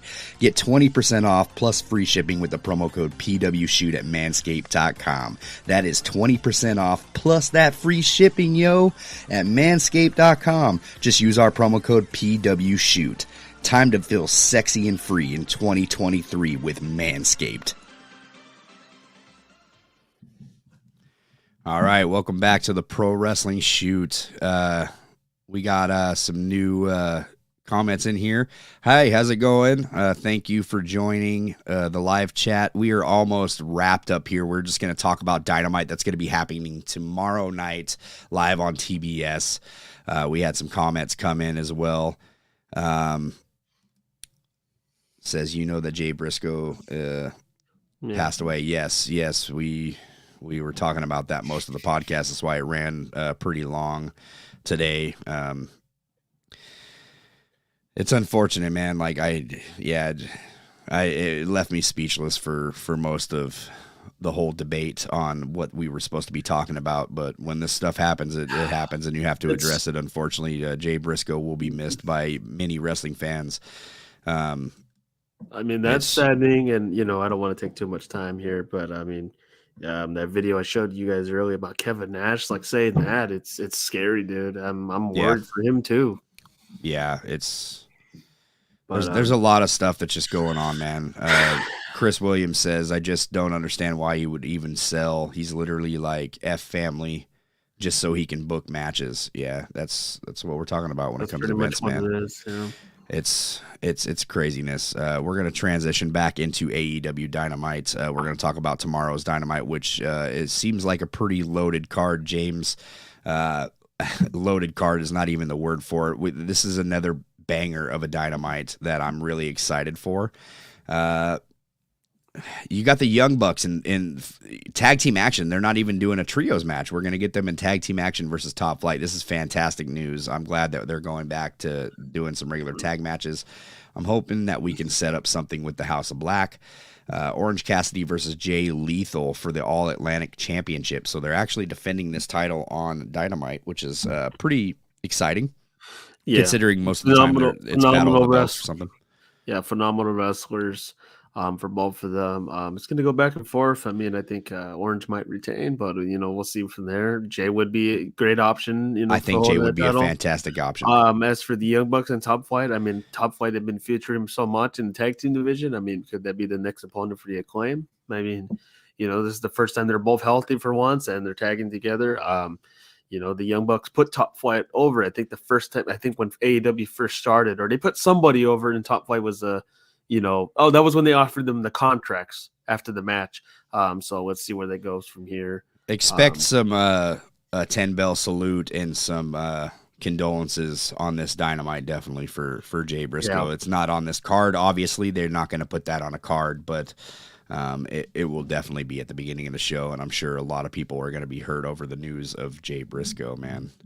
We got a segment with Hangman Adam Page speaks with Renee Paquette.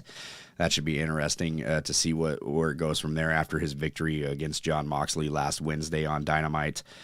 Jake Hager takes on Ricky Starks, which is going to be pretty good. What does that say right there? Undisputed what? For which one? Oh, it's hat versus something, I think. Putting the hat on the line or something. I didn't hear him mention that, but see where they go. I mean, Jake Hager, he hasn't wrestled much on AEW, but he's been doing fantastic work. Ricky Starks, kind of stiff on the promo work last week, but phenomenal match. I think that's what they're just aiming for. Ricky Starks against the whole Jericho Appreciation Society, along with Action Andretti. Yeah, I don't know how to pronounce this person's name, but they are. I think it's Huang Nguyen. Huang. Did you pronounce that right? I know. I remember says, God bless the Jay Briscoe's family. I'm assuming. God bless. My condolences. Stephen Kelly says AEW Dynamite should be awesome tomorrow night, and then expect a lot of Jay Briscoe. I also see I can't even watch WWE and NXT 2.0, and also a new Dynamite only YouTube TV because my YouTube TV had been locked up still. Oh wow. Okay, all right. So, and he said they also say I also can't watch the NFL and NBA games either. At Stephen Kelly. So. Yeah, that's a bummer, man. YouTube TV, get your act together, man. We got another banger, Bryan Danielson versus Bandito. This is a match that I wish you would have gotten, James, just because you did get I would put the match that you got over this, but this is still fantastic. I can't wait to see this match. Yeah, kind of curious of how Bandito's going to be. I know with the, obviously his injuries, but Bryan Danielson, I think, will take care of him. Phenomenal match, and I think I love the work they're doing with MJF. He's probably going to come after it. Bandito comes out and say, you need to beat this guy, and I think it's going to be a voluntary every week thing, and I kind of like it. Yeah, I dig it, man. You're definitely going to get some MJF shenanigans in this, and then I'm assuming your main event is going to be Darby Allin versus Kushida for the TNT Championship, which is an absolute banger. Yeah, was not expecting Kushida. I'm sorry, I didn't even mention Willow Nightingale versus Toni Storm. Well. As I haven't really known Willow as much. She's been doing pretty good. She's working up there. You're working with Toni Storm, former obviously AEW Women's Champion. Kushida was out of the ballpark. Was not expecting that. He's been doing a lot of work since he left WWE and NXT. So yeah. Expect a lot of Jay Briscoe.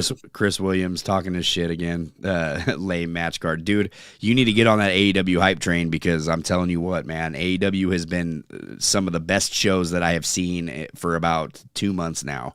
They are killing it. They are killing the game.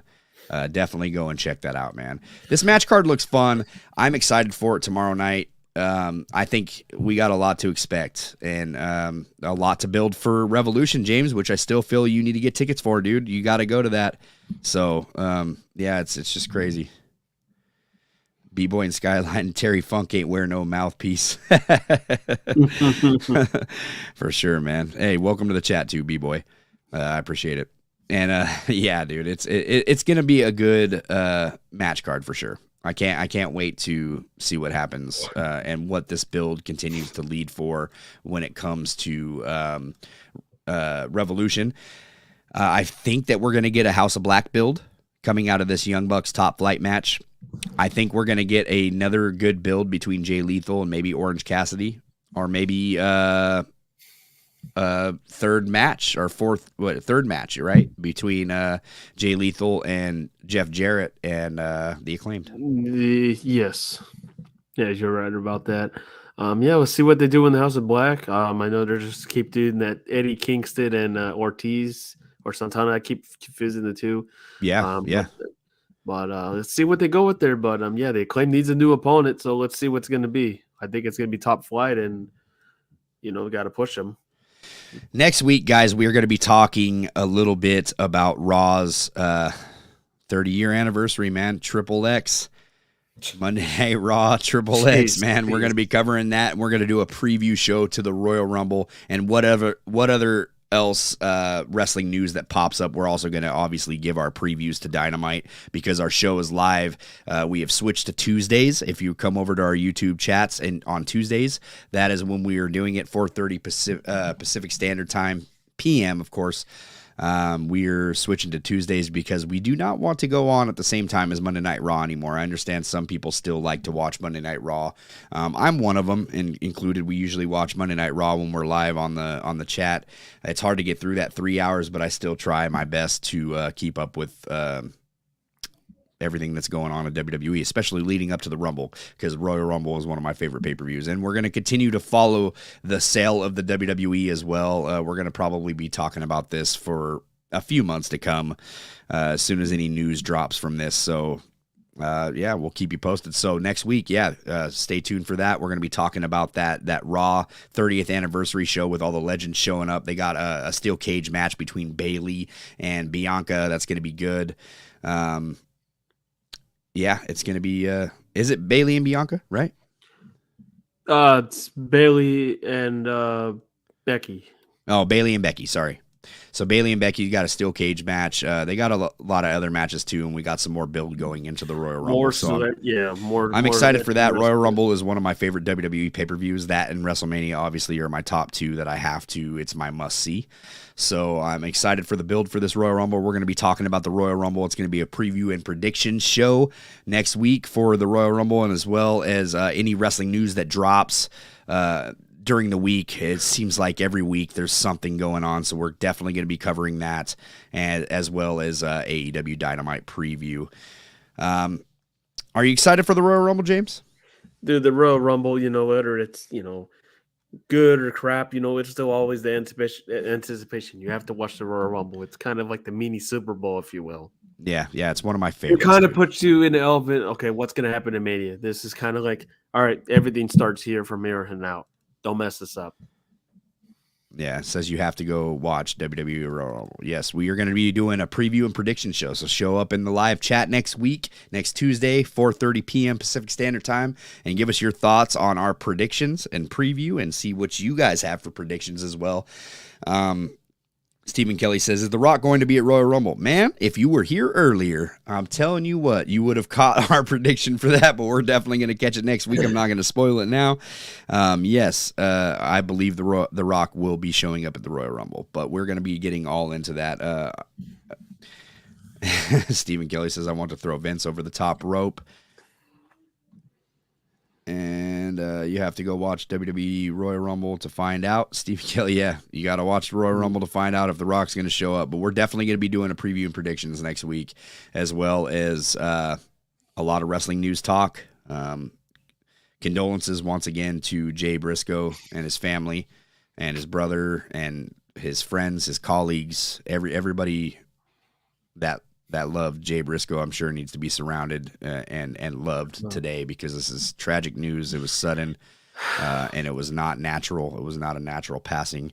I will say that on this. I just don't want to get into any more details on that. It's just your condolences are welcome.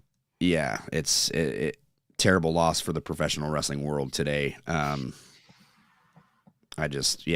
I'm speechless, guys. If you guys want to support us, the best way to do that is to, after you're done watching the stream, go and like the video and leave a comment after the fact. Not the comments that you're leaving in the live chat right now, but leave a comment after the fact, and we will reply to it as well on your thoughts about the WWE sale or Jay Briscoe or anything that you want to say in the comments. It helps us greatly in the algorithm. It helps us get our word out there. Another good way is if you're listening on the audio platforms, make sure to rate and review. Give us a 5-star if you think we deserved it. Leave a friendly review and share the podcast with a friend. And if you want to further support, we have a merch store in the link in the description of this podcast where you can buy all sorts of different designs for the Pro Wrestling Shoot that we worked very hard on over the past 3 years to bring you, as well as support our sponsors over at Manscaped. Use that promo code PW Shoot and save 20% off plus free shipping at checkout over at Manscaped. That helps us out. That helps keeping us paid, keeping us sponsored by these guys. We love our sponsors over at Manscaped. They've done a wonderful job from us, man. And other than that, you can follow us on Facebook, Instagram, TikTok, and Twitch at The Pro Wrestling Shoot, and follow us on Twitter at TPWS Podcast. Remember to listen to those audio podcasts, because sometimes we're going to drop some exclusive content over there on the audios as well. And don't forget to subscribe right here on YouTube to The Pro Wrestling Shoot. I'm Jesse Carter. He's James Pinard Jr., and we'll see you next week right here on The Pro Wrestling Shoot.